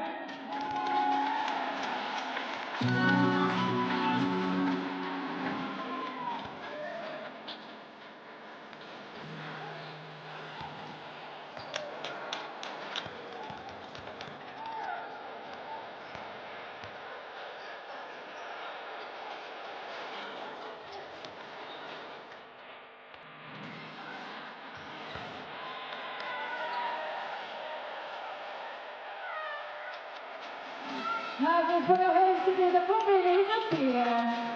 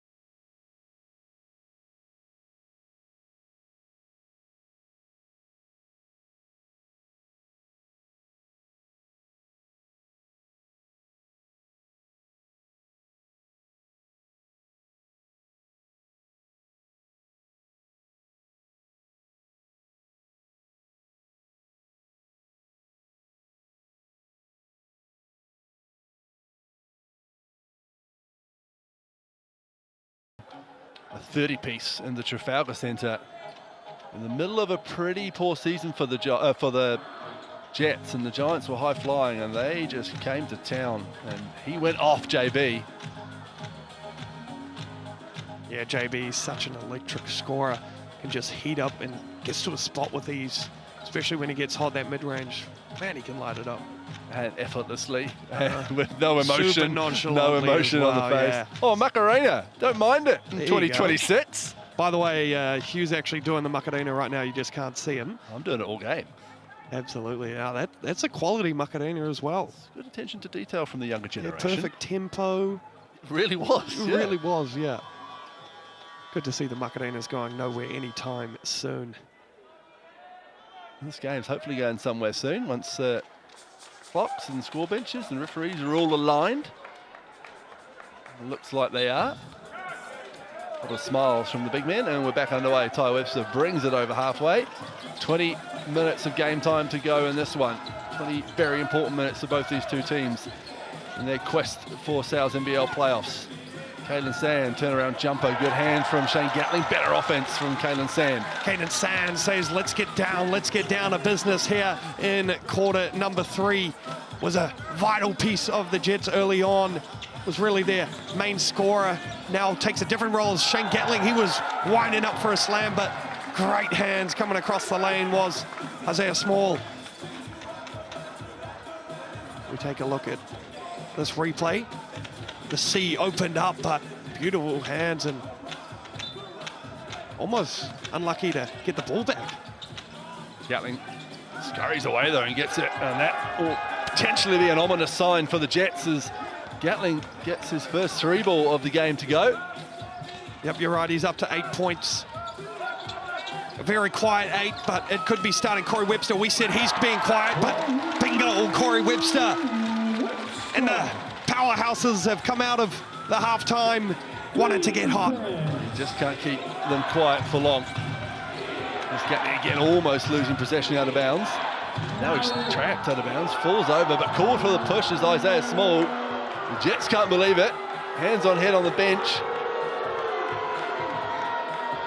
Not for the first time tonight. Boos ring out around Fly Palmy Arena. I tell you what, it's a great atmosphere. Manawatū, and the defense chant is very loud right now. 10 seconds on the shot clock. Gatling, the Giants, consciously trying to get him going and get him going. They are back-to-back trays for Shane Gatling. He's here, Hugh. He has arrived in Palmerston North here for the second half. Ty Webster. Well, it's the Webster brothers and Shane Gatling going at it early here in the second half. This one's got to go up, doesn't it, Hugh? There it is. The heat Does check so from indeed. Gatling. Hey, why not? Bada bang, bada boom, bada bop boom, pow. Shane Gatling is on fire.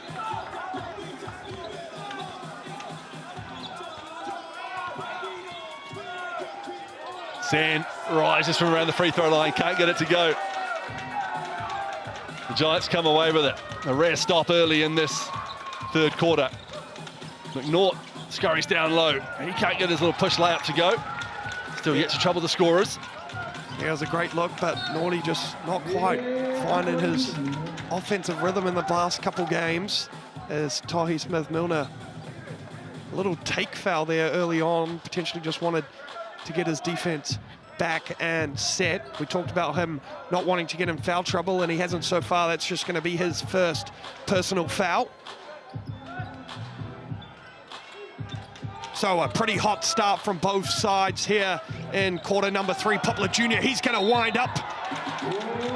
Well, I was almost about to yell Macarena after that one, Hugh. Good foul from Shane Gatling to stop what would have been a pretty emphatic finish from Jamal Poplar Jr.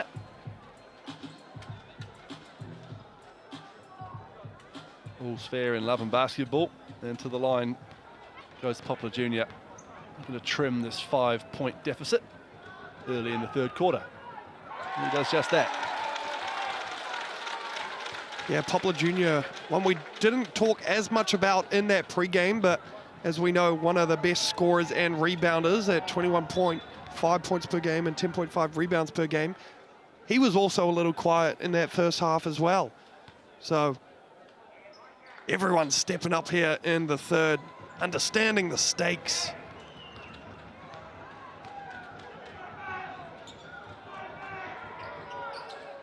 Makes them both after the delay as well, never easy.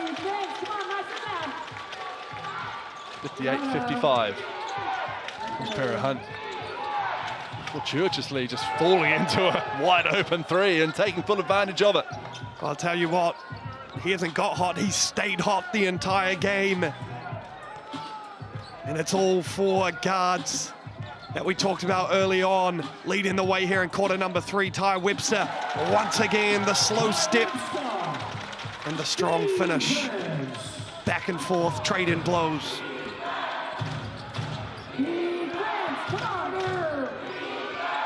Looking for Gatling. Understand sticking to Gatling like a cheap suit, so he just pulls one up from the square in Palmerston North, but it doesn't go.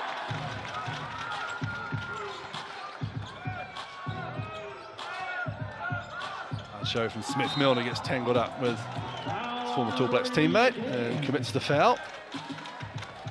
Yeah, they're really extending that hard show pretty aggressively, trying to get the ball out of Corey's hands. We see the hard show is sometimes just 1 or 2 slides, but he was staying with him until Alex McNaught got back, and he's going to pick up his second foul. So not terrible foul trouble right now. Luukkonen on 3, so Saylor comes in to replace him as Webster steps to his left and just drains the tray. Peel goes Corey Webster from deep. Beautiful shot, pump fake, takes his time, always playing at his own speed.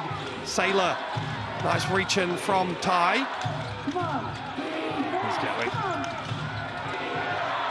Swarmed by the Jets. Under duress goes Cruz Para Hunt. Saylor does really well to keep the possession alive and reset the clock to 14. Gets it down low. He might go to work here. Drops it back to his big man partner, Toy Smith-Milner, leaves that a little short. And the Jets eventually come away with it. And they got a chance to take a lead here for the first time in the second half. Great defense there from Tahi Smith-Milner. Sand thought about it. Webster, he's not going to think about it. Oh, rattles in and out, but it's a rebound. Poplar Jr.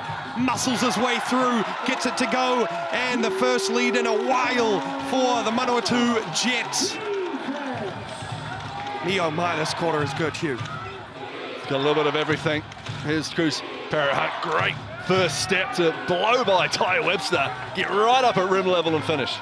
Tell you what, I thought he was going to cock that one back, but decides for the simple lay instead. He's now up to 24. Poplar Jr.'s 3 ball is off. A brief respite for the Giants, and Gatling take advantage. No, he can't. Blocked by Small. Could be a little bit of showtime. Oh, and a smart foul from Cruz Para Hunt. You best believe that was about to be a bit of showtime from Caden Sand, but that will just be Cruz's first personal foul. So smart foul, forcing the Jets to earn everything. Isaiah Small has just yelled at his bench, so I think he's been subbed off. He's not happy about it. Dion Collins comes in. Nobody ever wants to get subbed off, Hugh. You do, you're in the wrong sport. Sand makes his first.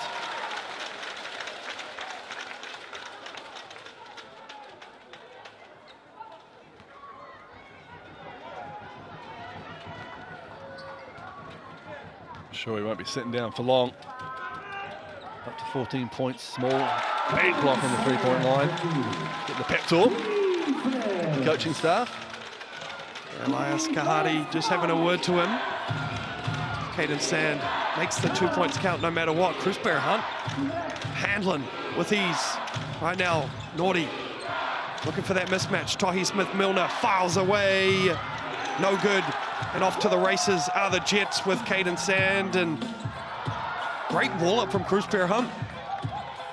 The rebound goes the way of McNaught. And the Giants got numbers. Elijah Inwood wide open off the back iron. And Webster comes away with it. Yeah, that one looked good and definitely felt good. He started running away. Those back rim misses. Webster, nice dump off to Poplar Jr. Saylor in there. A tough position right behind Poplar Jr., who comes away with the 2 points. And a timeout from the Nelson Giants. The Jets with a 3-point lead.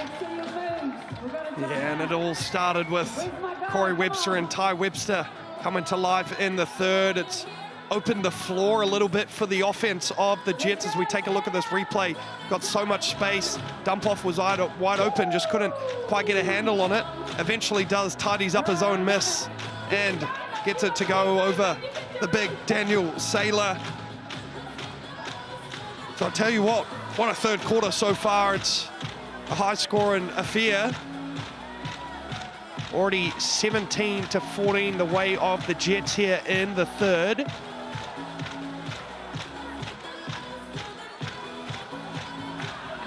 Bruce Hunt up to 24 points pretty efficiently as well. He's 9 for 14 from the floor, 5 for 8 from 3 at 62%.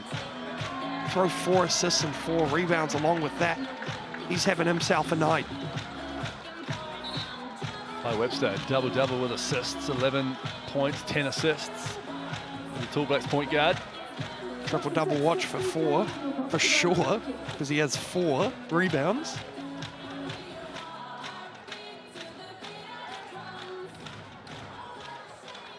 Tunes are banging at Fly Palmy Arena. Yeah, I'm trying not to give you guys a bit of a karaoke session back home. Back underway, Cruz Hunt brings it across halfway. Get back from Tohi Smith-Milner. Saylor dives to the rim. Smith-Milner, contested 3. Off to the left. It's 1 for 6 from beyond the arc is Tohi. Ty Webster goes right at Alex McNaught. Such a good job at pushing in transition and slowing it down, playing at his own pace. Uses that spin move towards the baseline and then just powers up with the right hand. Hunt inward for 3. That one doesn't go. Giants teammates telling Tohi to go to work. He does so and draws the contact, draws the foul. I love to see that from the Giants team. Cruz Hunt just telling Tohi, it's all you, go to work. And that's going to be 3rd foul on Caden's hand. Certainly is. Slap on the arm, I think we'll see here. We'll look down at his hand and there'll be a few hairs in it. That's when you know you've fouled Big Tohi. Yeah, probably wouldn't want to go fix his mouth guard after that. That makes some noise. Mentioned the former Rosmini College man. Dylan Boucher always said he was the best high school basketballer he ever saw. Tohi Smith-Milner, dominant in his time at Rosmini. Absolutely, and he led the way for Rosmini College's first ever national title.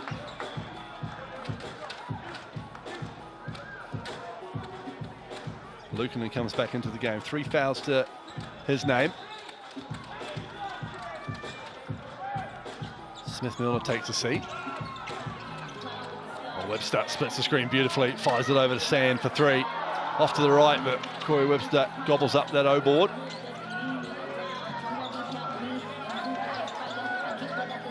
Finds Ty Webster. Pass fakes everywhere from the Webster boys, and he gets the miracle finish. Ty Webster.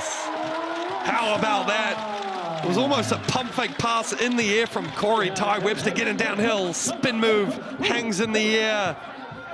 And well, that you can't teach you.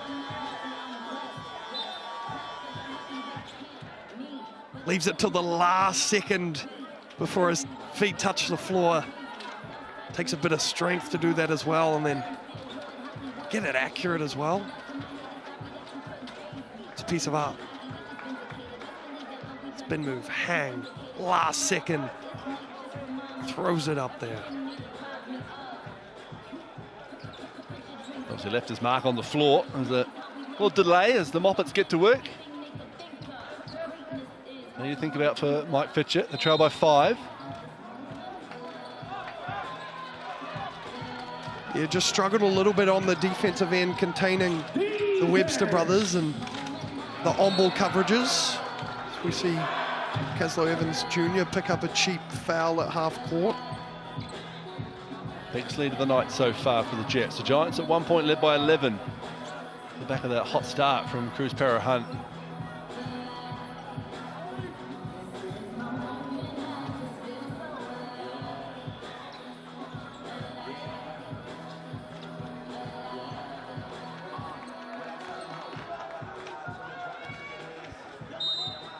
Shane Gatling to inbound the ball. Haven't hit a field goal for 3 minutes now, the Giants. So we saw a barren run like this in the first half as Saylor is absolutely swarmed by the Jets. It looks like Isaiah Small has been called for the foul. He is, that will just be his second foul. Great pump fake, and we're saying Isaiah Small, he puts the hand up and claims it. Got him on the forearm.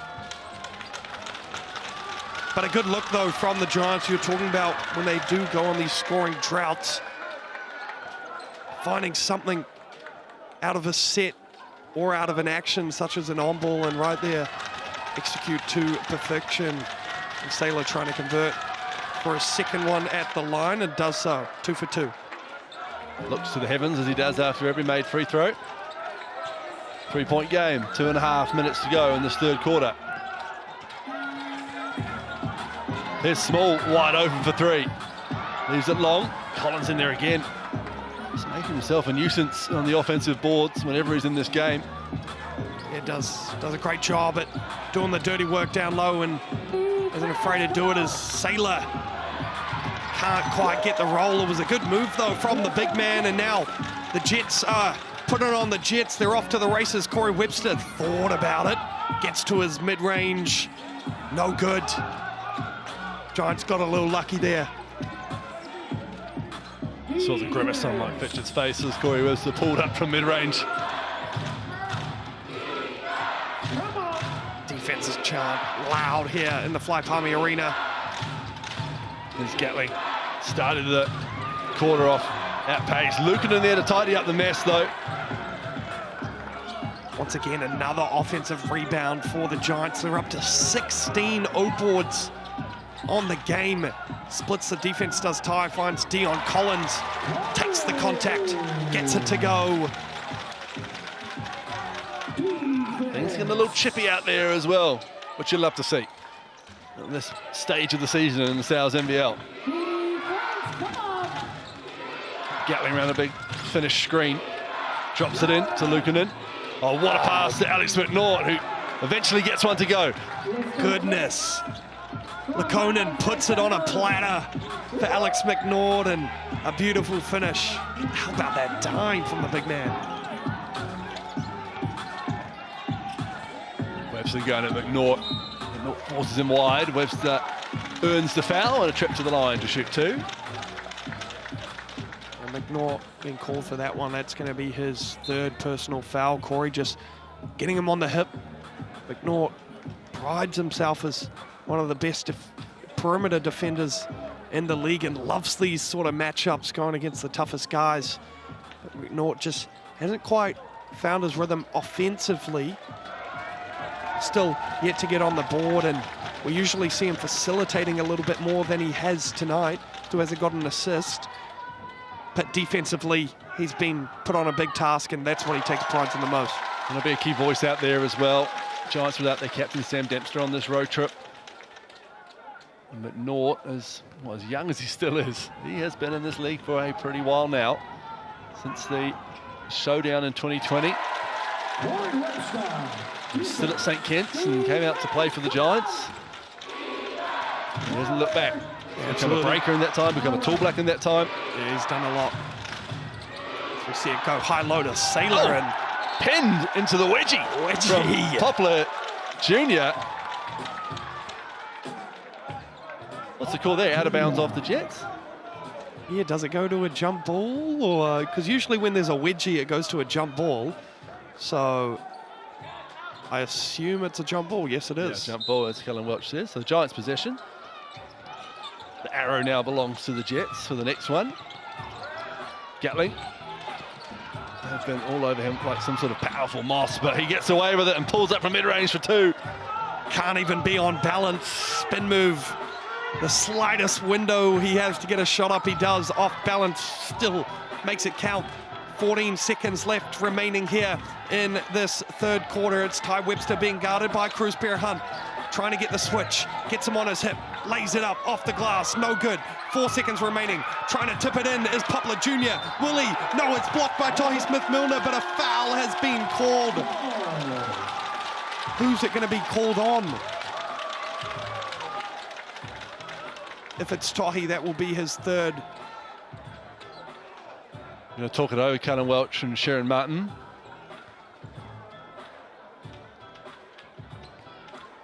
For a lot of people, it could be their third. If it's Shane Gatling, it's his third.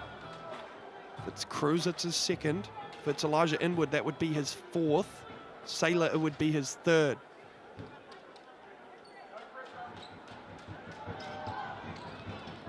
So just waiting for clarification on who picked up that foul. So we see Poplar Jr. unable to convert. There's 0.3 seconds left on the clock. So really only time for an offensive tip-in. Otherwise, this is how the score will end after quarter number 3, depending on if Poplar Jr. can convert from the free throw line. Daniel Saylor called for the foul. His third. So something to think about here in the fourth. There's even foul trouble. It's 2 missed free throws to end the quarter for Poplar Jr. 74-73. Man, oh man, we've got a ball game on our hands here in Fly Palmy Arena. That's how the third quarter will end. It's business time. Don't go anywhere. Fourth quarter action coming right up.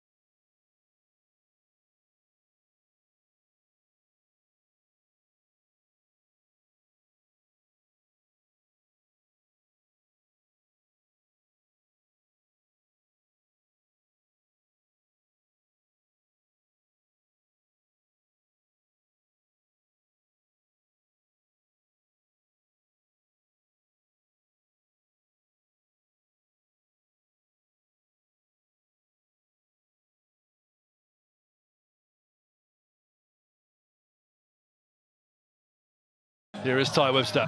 Looking to drop it off. Good defense, though, from Tohi Smith-Milner and Cruz Perra-Hunt, who comes away with the steal. Here's Saylor. Heavy in traffic, stepping every way and somehow coming out with a two-pointer. Daniel Saylor navigating the rough seas and finding a way through the basket. Puts the Giants back in front for the first time in a little while. Sand thought about it. Dump off to Poplar Jr. and, well, he does just the same as what was done on the other end to give the Jets back their lead. Squeezes his way between two Giants. That one pinballs around. I think it's gone out off the Manawatū Jets, so it will be Giants' possession from the baseline. Wild pass from Toy Smith-Milner. Yeah, I think Smith-Milner was predetermining that pass down low to Saylor. I think he should have gone left to Cruz Perra-Hunt there on the wing. Maybe a ball fake or two. There's Gatling, who came to a bit of life in the start of the third quarter. 16 points to his name. Looking to make it 19. Saylor with the big offensive board. Tiptoes to stay in. Speaking of tiptoeing to stay in, the fleet foot of the Merino man, Toy Smith-Milner, keeps it from being a backcourt violation. Can McNaught take full effect? He can. 3-ball from the corner. Naughty with his first points of the game. Sorry, not his first points of the game. He had that backdoor layup as well, but 5th point of the game, and it's a big one. It's a loud 5 for Naughty. Can't respond. Smith-Milner brings in rebound number 7. Troy Webster now 5 for 16, just getting to a spot, not able to execute those. Cruz Perra-Hunt continuing his scoring run and make it count.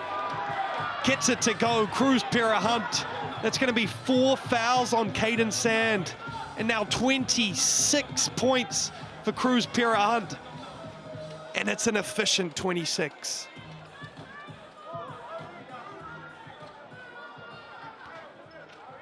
Certainly is. 10 for 15 from the field. He is 5 for 8 from beyond the arc. And now 2 for 2 from the free throw line.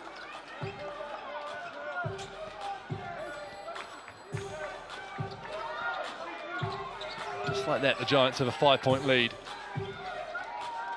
Poplar Jr.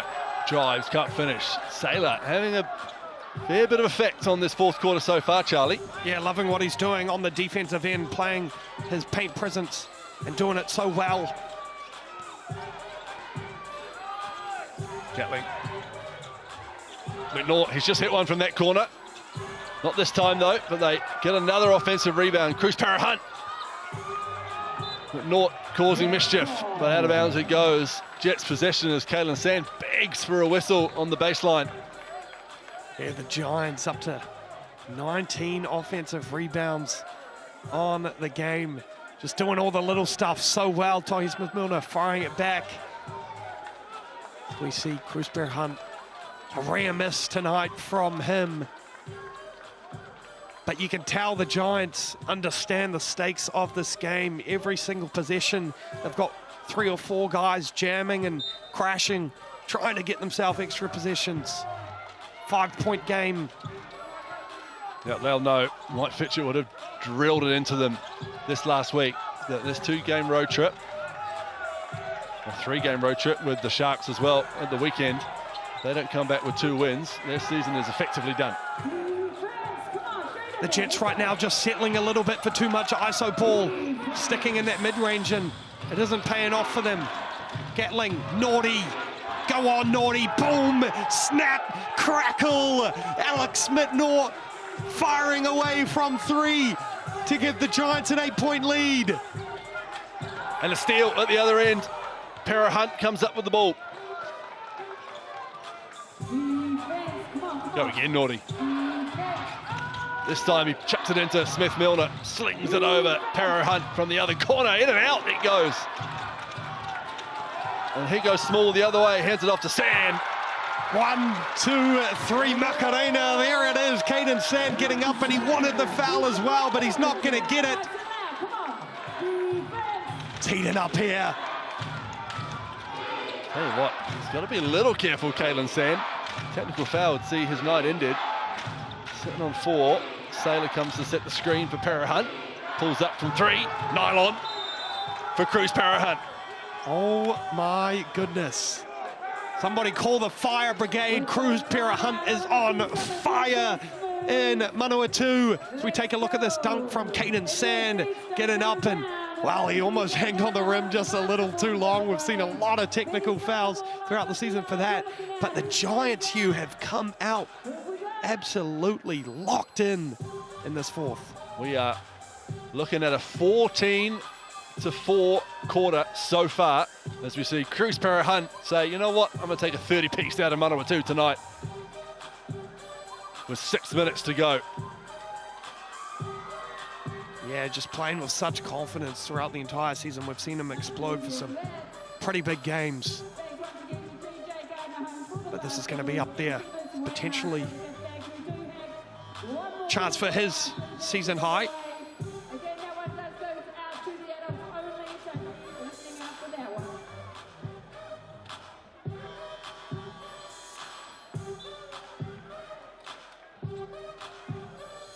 Sorry, it will be his career high. A previous career high was 27 points. He's now up to 30.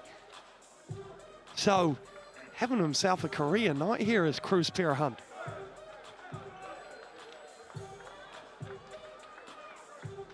Up against Ty Webster as well. Last words from Mike Fitchett to Cruz Parahunt. Long been a target of Fitch's to get him down to the Giants. Tried and failed a couple of times since Cruz got back from college. They worked together in the age grade team for New Zealand and always had a good connection. And eventually got his man. It's paying dividends tonight. Meanwhile, a one-handed exclamation mark. Yeah, pretty play drawn up out of the timeout from Tony Webster. Executed to perfection, and Poplar Jr. tops it off with a slam. Ends on 16 points, Hines McNaught. Scampers along the baseline. Luukkonen in the opposite corner. Shrugs off one, and that's been handed out of bounds by... Take a look at this Poplar jump dunk. Great job curling that screen. Sailor was trailing, left wide open. But I'd like to see Luukkonen got with that layup there. Did a great job shrugging off small. Like to see him go up with confidence and finish that one. Gatling fires away from the mid-range, and Eureka! That's pretty. That is wet from Shane Gatling. The baseline J curls into it with such confidence. And why not when you're up to 18 points? Tangle up off the ball. Parahunt called for the foul. Just his second. So no real danger for Cruz with a tick over 5 minutes to go in this one. Bit of daylight, Charlie. The Giants have just come out hot in this fourth quarter and stolen the game away. Well, at least the momentum of the game away from the Jets. Yeah, a couple of big triples, and we understand that this Giants side, they are second in the league in three-point makes per game at 11. The Jets, not so much. They're about 7.5 three-point makes per game, as we see Sailor hustling on the floor, determined. And it may not go his way, but I tell you what, he has come into this Giants side and this New Zealand league, and he's embraced everything about it. Bit of a rugby tackle down there. Just the dive on the divey. Disrupting the play and bringing the possession arrow back in favour of the Giants for the next jump ball situation. Oh, never mind, it is going to go the Giants' way. So, huge play there from Daniel Sailor. Getting on the floor, not afraid to do it.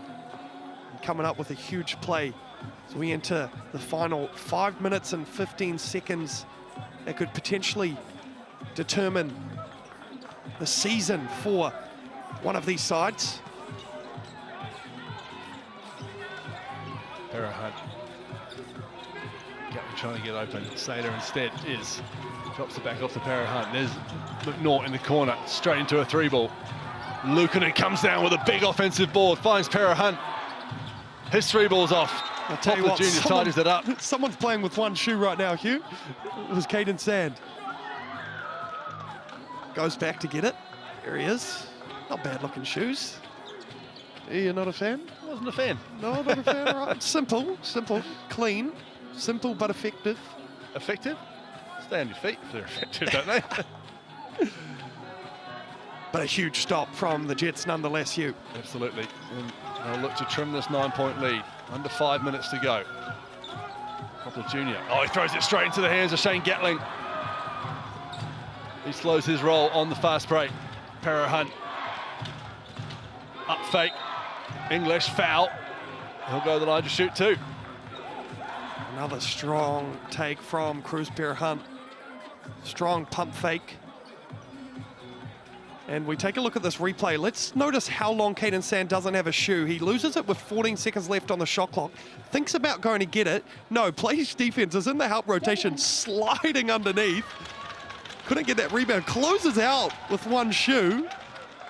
And I'll tell you what, that's pretty impressive there from Caden Sand. I also like how Emi Luukkonen just resisted the temptation to pick it up and lob it off the court, which we all want to do in that situation. He kind of purposely boxed out the shoe instead of the hoop for a second there. Para Hunt makes his free throws. 91-80, 4 minutes, 33 seconds to go.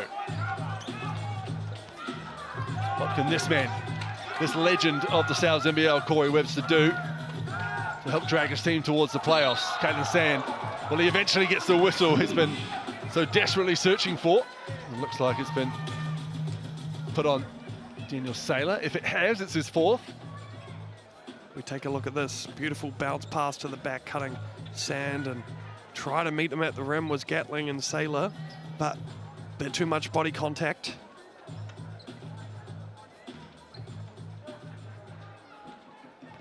Chance to get this deficit back to single digits. Toy Smith-Milner enjoying a bit of an extended break on the bench. Sure, he's helped himself to a few lollies or so while sitting there. Get the energy up. Hasn't shaved on the bench yet, though. Can you imagine the mess? The barber's towel. Sand makes them both. Come on, Gatling called for that foul, not Saylor. So Saylor stays on three. Gatling joins him on three. Here's McNaught tucking it under his arm, and Alex McNaught, what a time to come alive offensively in the fourth quarter. Absolutely, Naughty doing so well, getting downhill. Bit of a rugby-esque tuck under the shoulder and gets the kiss off the glass.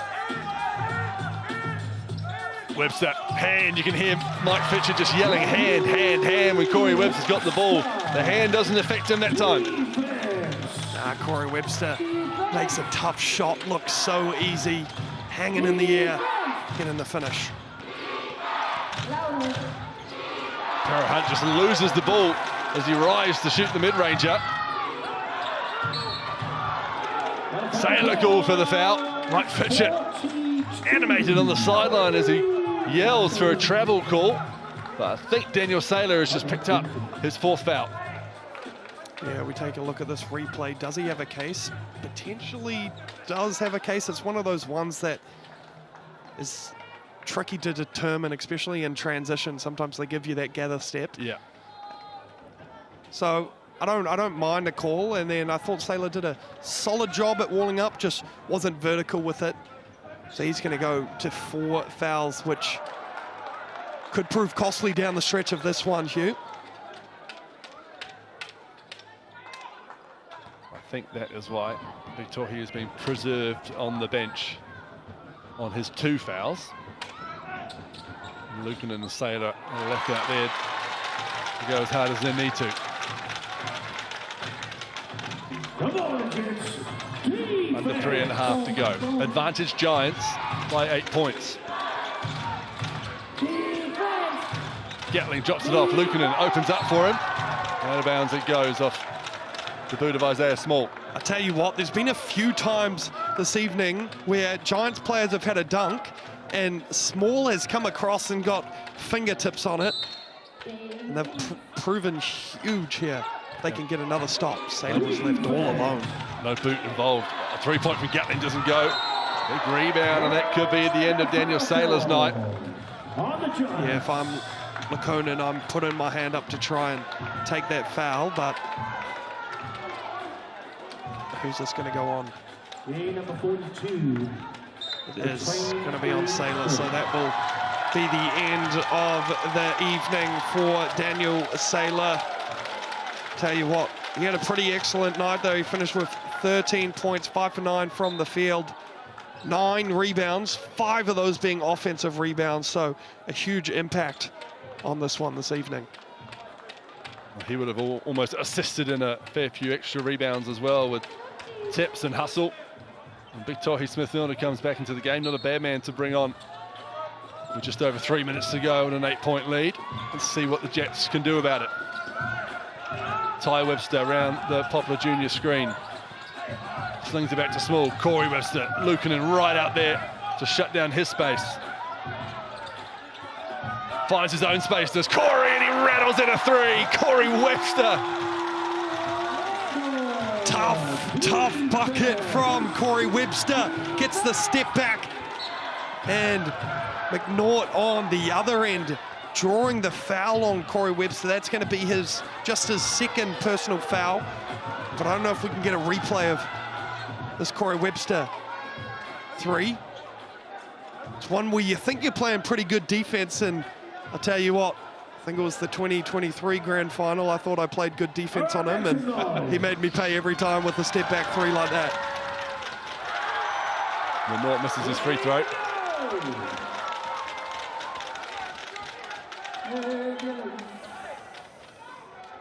Ty Webster just having a few words with Naughty. Playing mind games.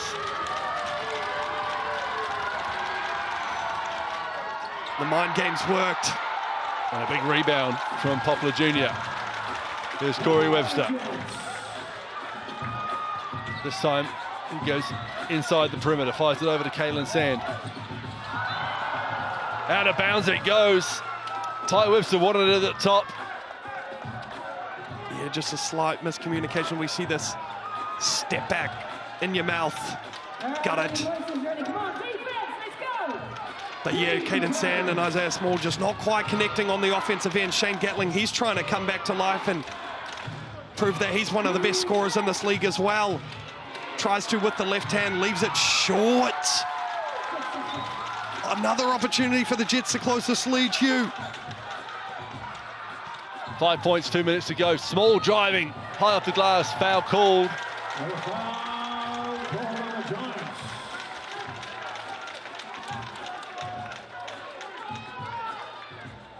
Looks like that's going to be called on Tohi Tohi Smith-Milner, so they'll just be his 3rd.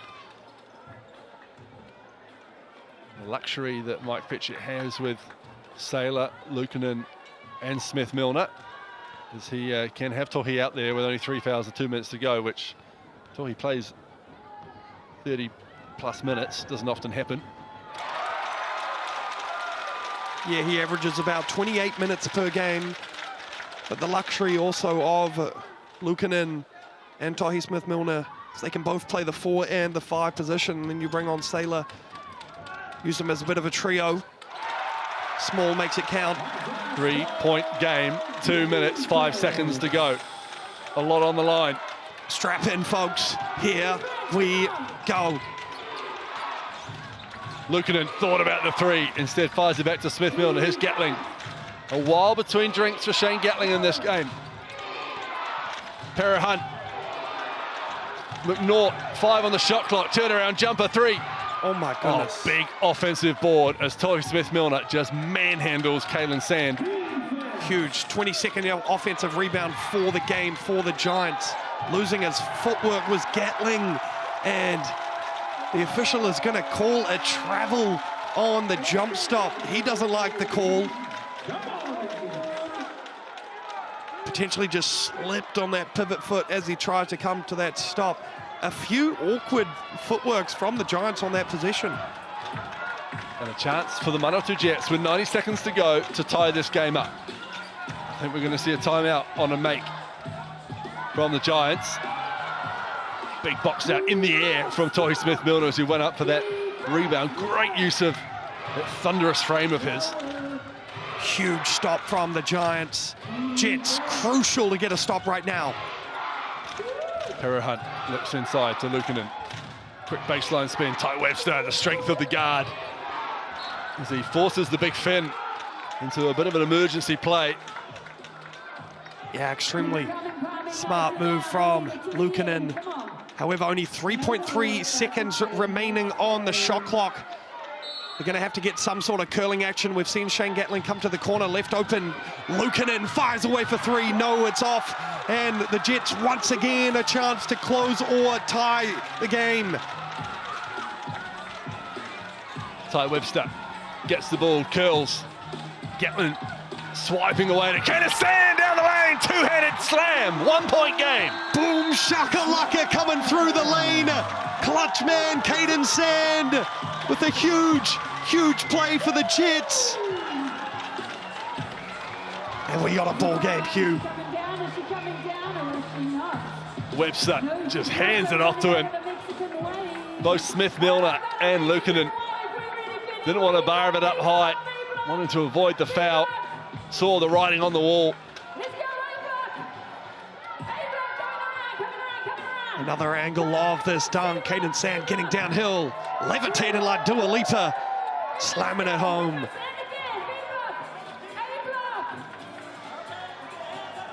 The Mexican wave going around the Fly Palmy Arena right now. Benny the Bear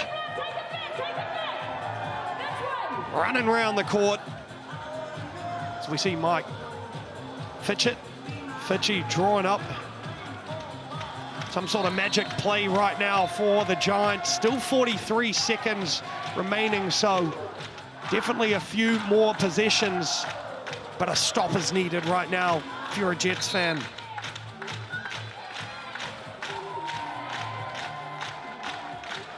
Well, a huge 43 seconds for both these ball clubs, with the ramifications on their playoff hopes.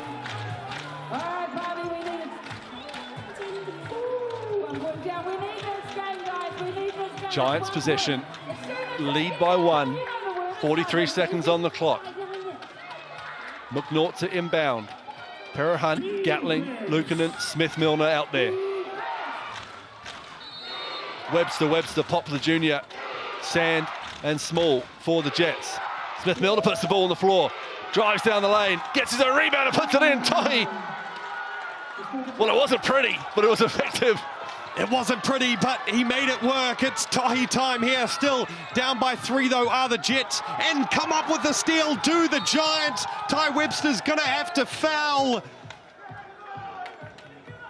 Potentially pleading a case for an unsportsmanlike, but I don't think it's going to happen. He was reaching for the ball. And also a real smart check on the player after the foul. Yeah, absolutely. Which can affect the referee's decision. That's a man who's done that before, Ty Webster. But what a steal, what a stop, and what a massive play that was for the Nelson Giants, who get the ball back with 27 seconds to go, Charlie. Huge, and the Jets, well, Caden Sand doesn't want to foul. They trap. They're trying to get an 8-second violation here. They've got about 2 seconds remaining, but the Giants do well to get it over. They're going to want to hold it. Small. Oh, they get the trap. They get the steal, and they've got the ball. 14 seconds remaining. 3-point game, Hugh. Corey Webster fires away for 3. Boom! Snap! Crackle! Corey Webster from deep ties up the ball game here in Manawatū. It had to be Corey Webster. It just had to be Corey Webster. Timeout, Nelson Giants. 8 seconds on the clock, tied ball game. Me oh my, they still had quite a bit of time. He pulled it really early and it was from really deep. But it rattles in, so just when they need him most, it's the 4 times NZNBL champion, almost from the logo. Was there anything more inevitable after that steal than that Corey Webster 3? You can even see in that replay, as soon as he pulled up, Mike Fitchie had his hand out, calling for the timeout. He knew. Corey knew, Ty knew, Tony knew, we knew. It's Corey time here in Palmy, but I tell you what, there's still 8 seconds left. It's a tie game. The Giants have the ball. They've got the timeout. They're going to advance the ball. An opportunity for them to win. One stop and we go to overtime. One bucket and the Giants potentially win.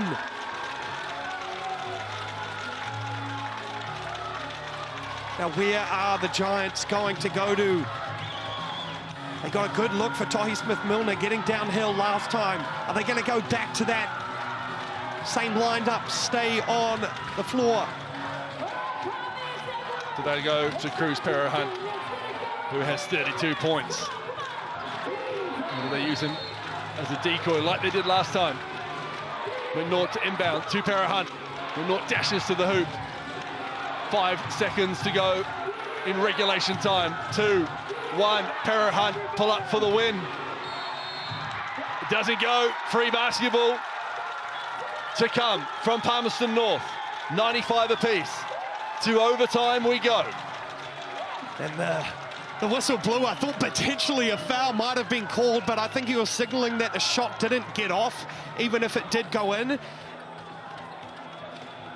I'm not sure if that was the exact play, but it was an isolation for your hottest guy on the floor. I don't mind it, just the shot clock recognition made his move just slightly too late. But we've got more basketball. 5 more minutes will be added to the clock. What a way to end round 14 as we take a look at this replay. Cruz Hunt, he gets the switch on Poplar Jr., trying to work, go to his right, pull up, and I think the shot clock just expired. Corey daps up Poplar Jr., great one-on-one defense, staying disciplined, not fouling.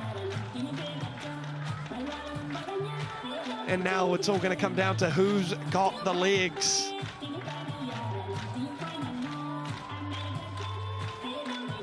All 5 starters for the Jets with over 15 points.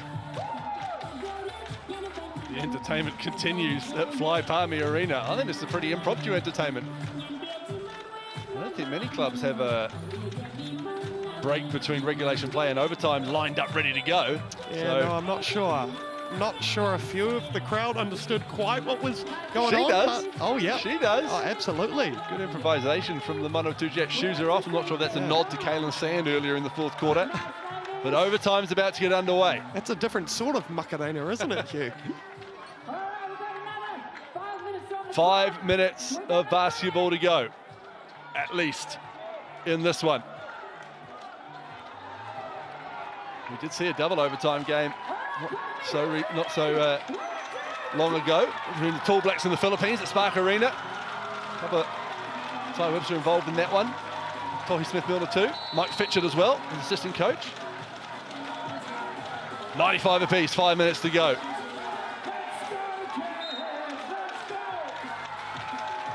And immediately a foul on Emil Luukkonen, his 4th, so he's just made the next 4 minutes and 55 seconds a whole lot harder on himself. Yeah, and we look at the Giants, few of them in foul trouble. Tohi's still with 3. McNaught and Gatling also with 3. Ball back in play. They go straight to Emil Luukkonen. They know he's on 4, they might go at him. Hard show from Luukkonen. Webster takes the contact, spins, rises. What a rebound for Poplar Jr. And the finish. Poplar Jr. flying through the air for that rebound. Gets it put back. It's Cruz Hunt now trying to continue his hot streak, and while the Giants find themselves down for the first time in a while, Hugh. What can this man Shane Gatling do about it? Fires it over Smith-Milner. Quick pass out to Hunt. Hesitates, pulls up a 3. A tired looking 3 comes off the front iron. He's 37.5 minutes into this ball game of game time as Cruz Hunt. It was a good look though from the Giants. Great patience from Cruz, just couldn't quite get it over the front rim. Sand. Ty Webster Gatling on him. Webster spinning right round him and finishing. 4-point lead to the Jets.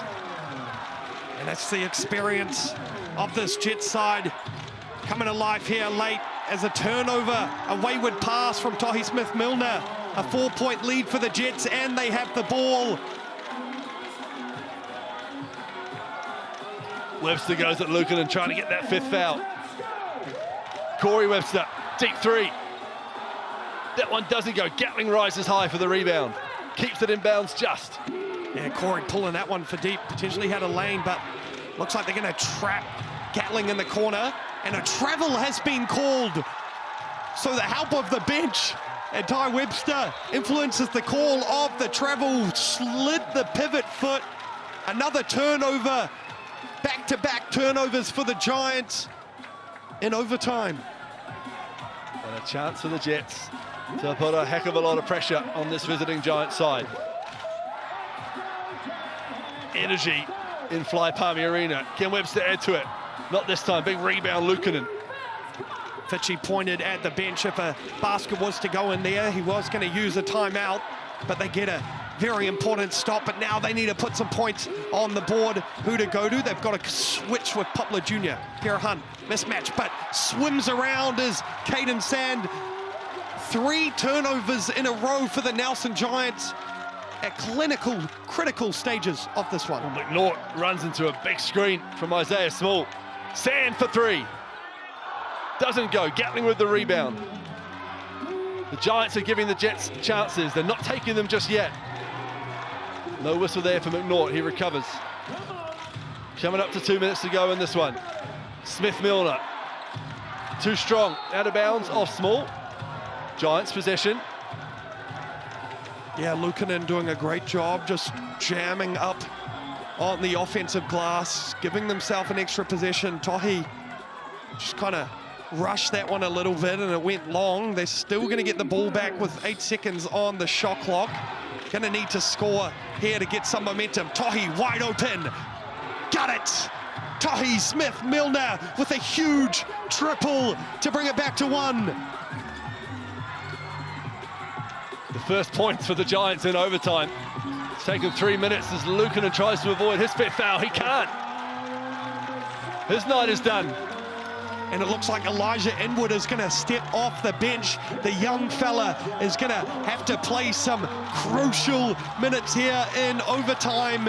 And the Giants are now going to look a little bit small on the defensive end, Hugh. Saylor and Luukkonen fouled out. Smith-Milner, the lone big. Dempster not on the trip, injured. Excuse me, I get very emotional when I talk about Sam Dempster. Huge free throws here for Small, and he nails the first one to bring the lead back to 2. Luukkonen, he's going to have to just sit and watch to see if his teammates can finish off the job here on their road trip, a huge road trip.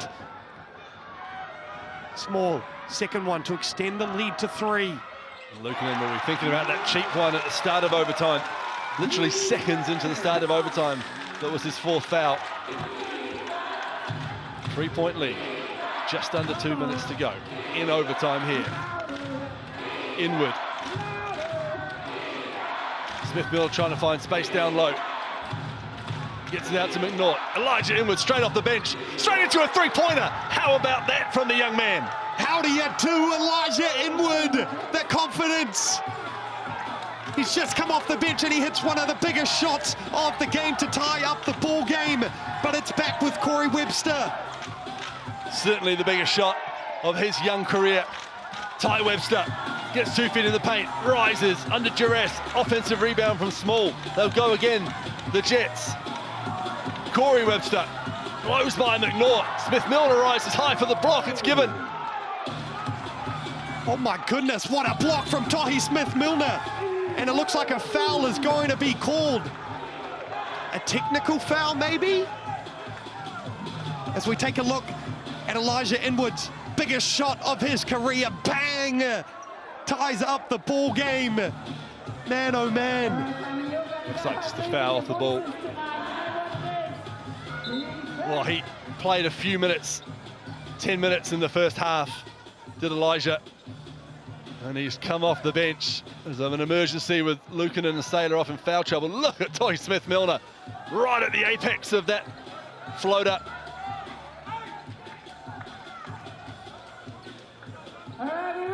Such great timing. Corey getting all the way to the rim and everything but the finish. Back to you, Hugh.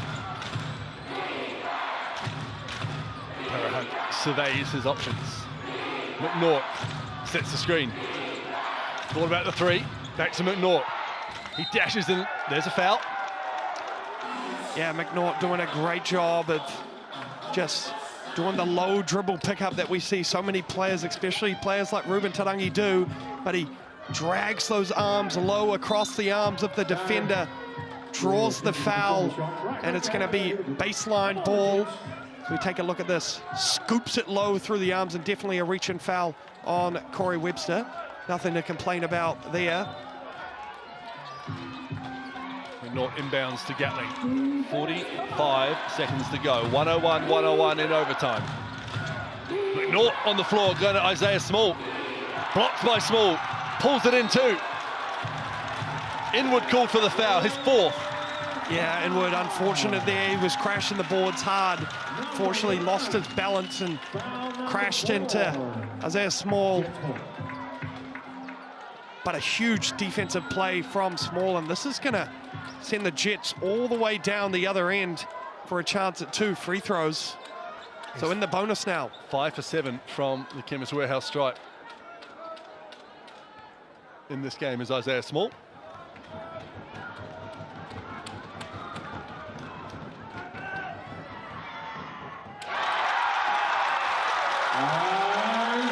Gets his first. Can he give the Jets a 2-point lead with 37 seconds to go?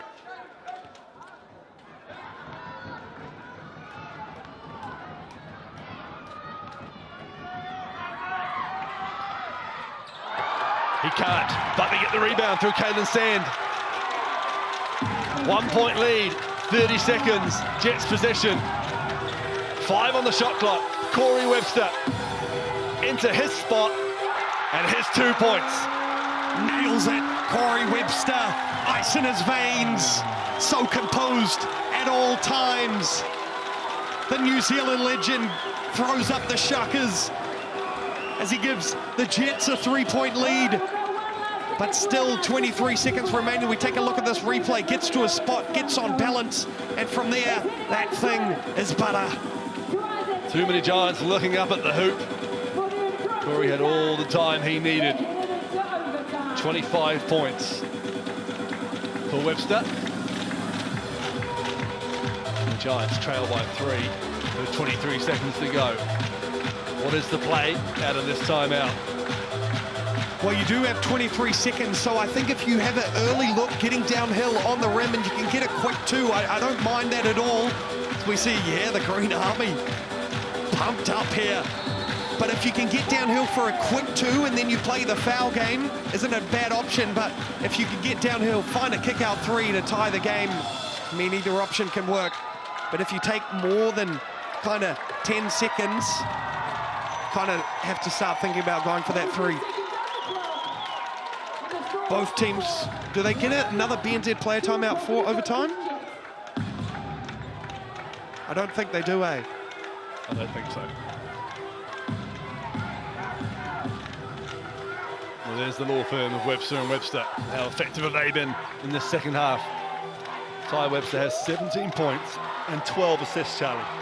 Yeah, and Corey Webster with a loud 25 points. And just like that, we're underway. 20 seconds on the clock. Giants trail by 3. Smith Milner. Para Hunt, 3 ball from the wing. Drains it! Cruz Para Hunt ties it up with 13 seconds to go. Bingo, Cruz Para Hunt, oh my goodness. Trading blows. Continuing to be clutch and out of bounds is the call. McNaught with the one-on-one defense in the full court and a turnover from Ty Webster. Probably didn't need to rush there. Forces a turnover, and now the Giants once again have an opportunity to ice and win this game. They're going to be in the backcourt. 8 seconds remaining. Going to have to get something downhill. I think both teams are in the bonus, so can't give up any fouls. Shane Gatling crosses midcourt into the lane. Up with the English. It doesn't go. Will the half court go and win it in a miracle? It won't. Double overtime in Palmerston North. Oh my goodness. Just when you thought was going to be all about the Jets at the start of that overtime. The Giants find a way to hit some huge shots. Ty Smith-Milner with a 3. Cruz Hunt with a 3. Elijah Edward with a 3. Doing everything they can to stay in this one. And Gatling wanting the foul, but you're just not going to get it at this point in an overtime game unless it is so obvious. Yeah, no, and he did it. He did do a good job getting downhill. I thought maybe he could have spun it a little bit more and got the finish. It was going to be tough no matter what, but a solid wall up. It's hard to guard a player that is coming downhill that fast, so the Jets did solid. 1, not to foul, and 2, to just wall up and force the miss, gather the rebound, and send this one to double overtime. Again, the Giants are now going to have to play double overtime with Elijah Edward, who has only played 10 minutes in the game. He's now going to have to probably play this full 5 minutes with Luukkonen and Daniel Saylor both with 5 fouls. Caden Sand, he's done well not to foul out. He's still got 4 fouls. He's been sitting on 4 fouls for a pretty while now.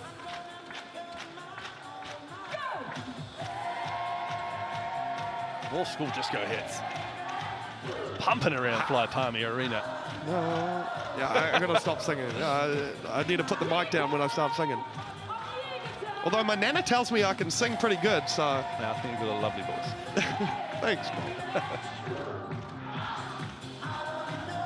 Just having a look at the foul trouble for either team. Caden Sand, as you mentioned, on 4. I'll tell you what, thank goodness it is school holidays, because a lot of these kids are up past their bedtime on a Monday night. But absolutely they should be for a game like this. It is round 14, it is fan appreciation round.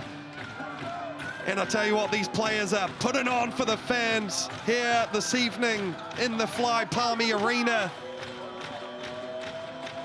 If, and it's a big if, the Giants do get out of Palmy with a win tonight, they've got to do this all again in 2 days' time in Taranaki, in just as an important game for their playoff hopes. Exactly, 3 games and 6 days.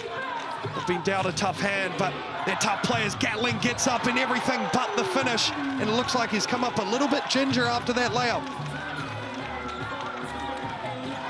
Got to the rim beautifully, just couldn't finish. Virginia to McNaught, trying to stick to Corey Webster. Ty Webster. Hunt doing a good job so far. Spinning, turnaround, jumper. Good defensive set from the Nelson Giants. Phenomenal defense from Cruz Hunt, just staying in front, walling up, countering the spin moves. Gives them a chance to take the lead. Shane Gatling pulls up, long 2, off the back iron. Caden Sand comes down with the board. Shane Gatling hasn't found his rhythm in either overtime just yet. Still trying. It was a good look as we see Inwood battling down low against Small. Ty Webster loses his footing. It's a turnover from the Jets, and off to the races are the Giants. It's a 5-on-4. Finds Naughty. Back to Gatling. Back to Naughty. Skip pass. It's still 5-on-4. Ty finally coming back into the defense position, but there's only 10 seconds on the shot clock. Hunt to McNaught.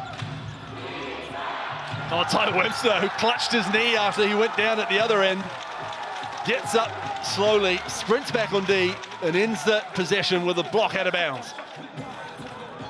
Left 1 second on the shot clock. This one's going to have to be a catch and shoot or a dive to the rim. Gets it up, asking for the foul, doesn't get it. Off to the races is Webster, looking for his teammates. Curls, gets to his spot and pops it like it's hot.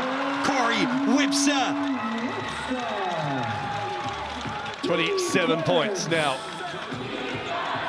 for Corey Webster. Giants, last possession, looked a bit stagnant. This time, Hunt climbs for 3. Inwood trying to come down with the rebound. They get tangled up, play on, there's the call. Caden Sand driving baseline, stops. Resets through Corey Webster. 10 on the shot clock for the Jets. Webster into the lane, drops it off, 2-handed slam, Isaiah Small. The pull-up for the show. The dump off and the slam. the razzle-dazzle. The Jets firing on all cylinders. Here is Gatling, tries to get downhill, and he's going to get fouled, and that's going to be on Caden Sands, so that will be the end of his long evening. Webster, dump off, small, slam. And Sand now going to have to take a seat, and so who's going to come on? It's going to be Caslow Evans Jr., who has played a lot throughout the season, but has not played a lot this evening. He's only played 11 minutes. He's now going to have to play a big role in this one. Well, it wasn't so long ago, Caslow Evans Jr. and Elijah Inwood would be running against each other on a Saturday afternoon at Jack Robbins in Nelson. And now they're out here in double overtime in the South NBL. That's pretty cool to see, as the first free throw is missed by Shane Gatling. All right, Barman, he's double there. Yeah, double there. Come on. There's a lot of thunder going on here in the Fly Palmy Arena. Everyone stamping their feet, trying to put Gatling off. And it works 2 times in a row, but fighting for the board. Inwood, he's come up so big, so many times. Smith Milner fires away. Bingo! Yaxie! Merry Christmas! Tahi Smith Milner for 3. A huge play, McNaught and Inwood combining for the offensive board. Smith Milner doing the rest. And it's a 1-point game. Mismatch down low, Inwood on 4 fouls, Inwood on 5 fouls. And that'll be the end of him. So, who's up next? It's going to be James Matthews now entering the floor. He's only played 7 minutes so far this evening. He's now going to have to play another 2, and 2 of the most important minutes of the Giant season, Hugh. He's a pretty unflappable young man. He's been involved in some big games, including under-17 World Cup semi-finals. He'll be relishing it, but he is another couple of inches shorter than Inwood, who's a few inches shorter than Luukkonen, so they're getting smaller and smaller out there, the Nelson Giants. I'll tell you what, another shout out to Elijah Inwood, just the passion and the plays, huge plays down the stretch of both of these overtimes from the young fella. Now James Matthews' turn to step up to the plate as Small makes the first one, and another chance to extend the lead back to 3. He does just that, 1:10:107. As we approach the 2-minute mark in overtime, number 2. Smith Milner just made one. That one rolls around, doesn't drop. Will they get another O board? They do. Perro Hunt for 3. That one doesn't go. McNaught again rises, but this time Isaiah Small does come down with it. 2 great looks for the Giants. Couldn't convert. Still a long time to play though.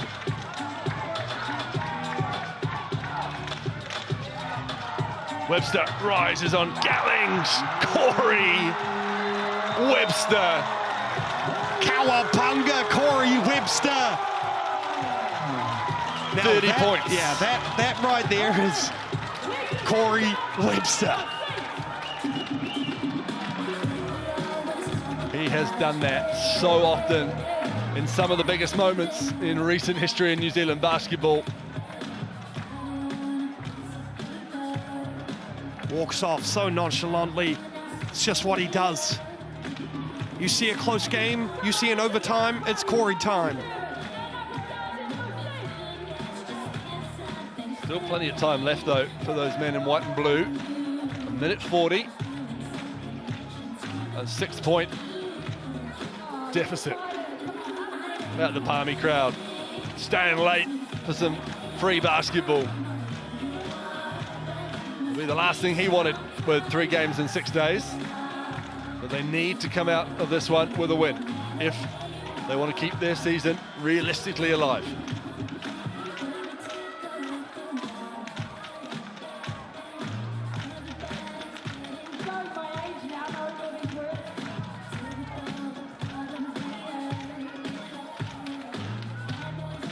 Tell you what, shout out to the DJ down in Manawatū. We see some of looks like the security guards maybe dancing a little bit in the background. You can't escape the groove. can't escape the groove at all. You can be some kind of superstar, and right now the superstar is Corey Webster. I mean, there's been a lot of superstars tonight. Cruz Hunt, he's got 35 points. Right behind him is Corey Webster with 30. Isaiah Small with 24. It's going to be half-court inbounds with the Giants. Back to you, Hugh. James Matthews out there. Naught to inbound, has to get it in somehow. Smith-Milner with the seal down low. Can he get the finish? Not this time, he gets the foul though. So he'll go the line and shoot to Isaiah Small, just his third foul. Yeah, great look out of the timeout for the Giants. Great seal from Tohi Smith-Milner. I bet he wish he finished that one. I know he think he should have, but anyway, gets a chance to stop the clock importantly and get more points on the ball to rope in this lead.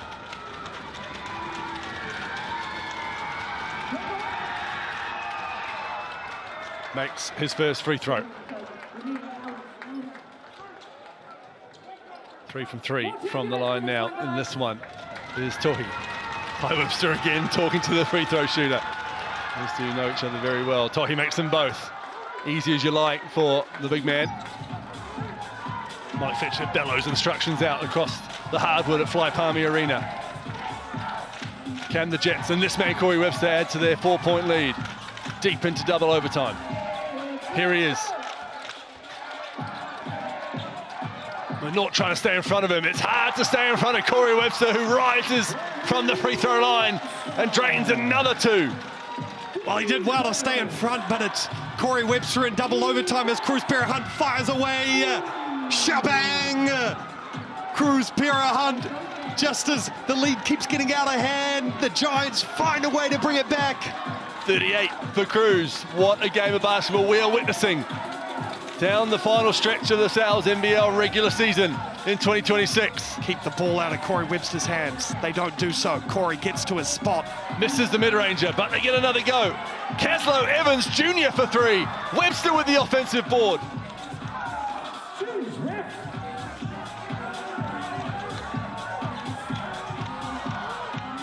Inside to Small. He's surrounded. That ball pinballs around. Again, the Jets get it. 30 seconds to go. 3-point lead. Their 4th offensive board of this possession.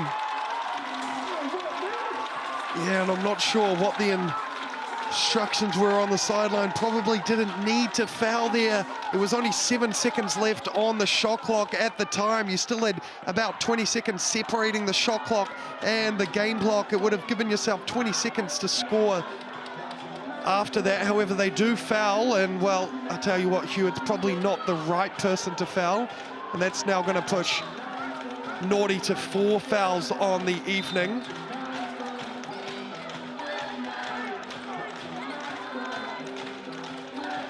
But it's not going to be shooting, so potentially get away with one, but the shot clock is going to reset. So do you foul intentionally here? You play solid D, they're going to play solid D. Can't be McNaughton's foul, his night to be over, and they're running out of bodies. There is a foul there though. It's on Shane Gatling, his 4th.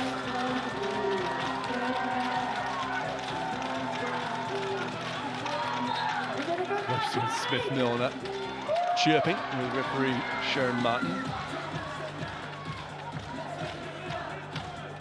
The Giants need a stop.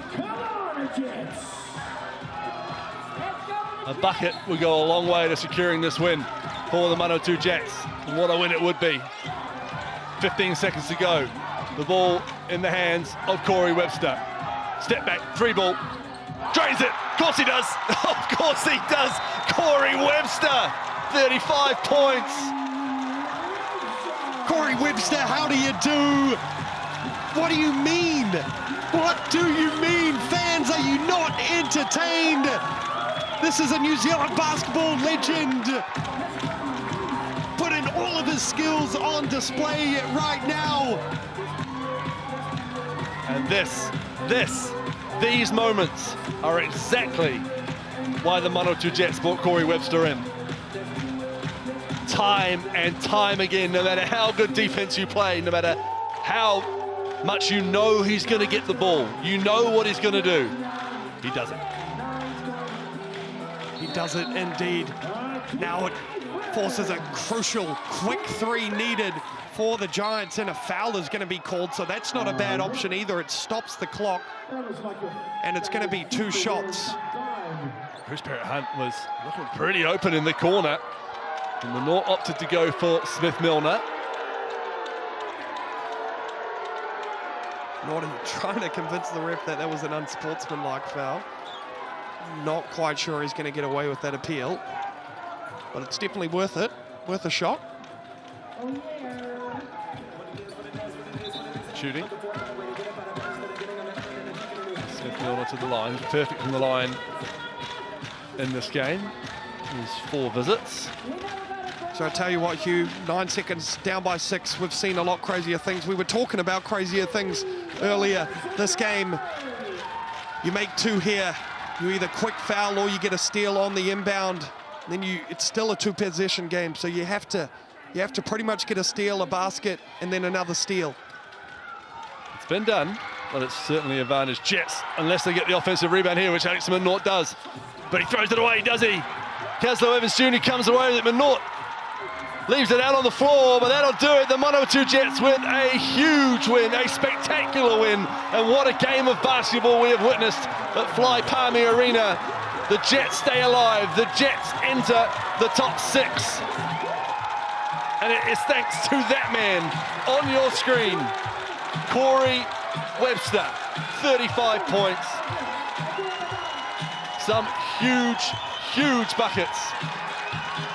The stakes were high, but the legends delivered. Corey Webster, 35 points. Shout out Bruce Parrott-Hunt, 38 points, a career high.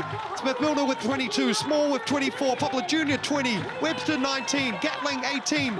There were points all over the place. It was a scoring affair. And a lot of big names. Poplar Jr. leading the way with 14 rebounds. Smith-Milner and Saylor. And then assists, 13 assists, a double-double for Ty Webster. So close to a triple-double. And blocks Small. Me, oh my. But it was all about Corey Webster late down the stretch, doing what he does. What a game to end round 14, Hugh. And he leads the huddle on the court. Well, the Giants have to go, regather themselves, check the maths, get the abacus out and see if they still have a chance to make it into the top 6 when they get to TSB Stadium in New Plymouth on Wednesday evening. Nuggets have a chance to kick the Hawks out of the comp and cement their spot in 5th place on Thursday evening in Dunedin. The Tuatara want that top spot back, and they got to take on this Jet side in Tamaki Makaurau on Friday evening. And the Sharks, who currently hold the top spot, welcome the Hawks to the Shark Tank on Saturday afternoon. The basketball keeps rolling. Corey Webster, you've earned the rest, brother. Get those legs up, get that circulation going. What a win for the Jets. Double overtime in Palmy, 120-113 from myself, Hugh Bain, Charlie Dalton, and all of us at Sky Sport. What have we just witnessed? We'll do it all again next time on the South NBL. Go well.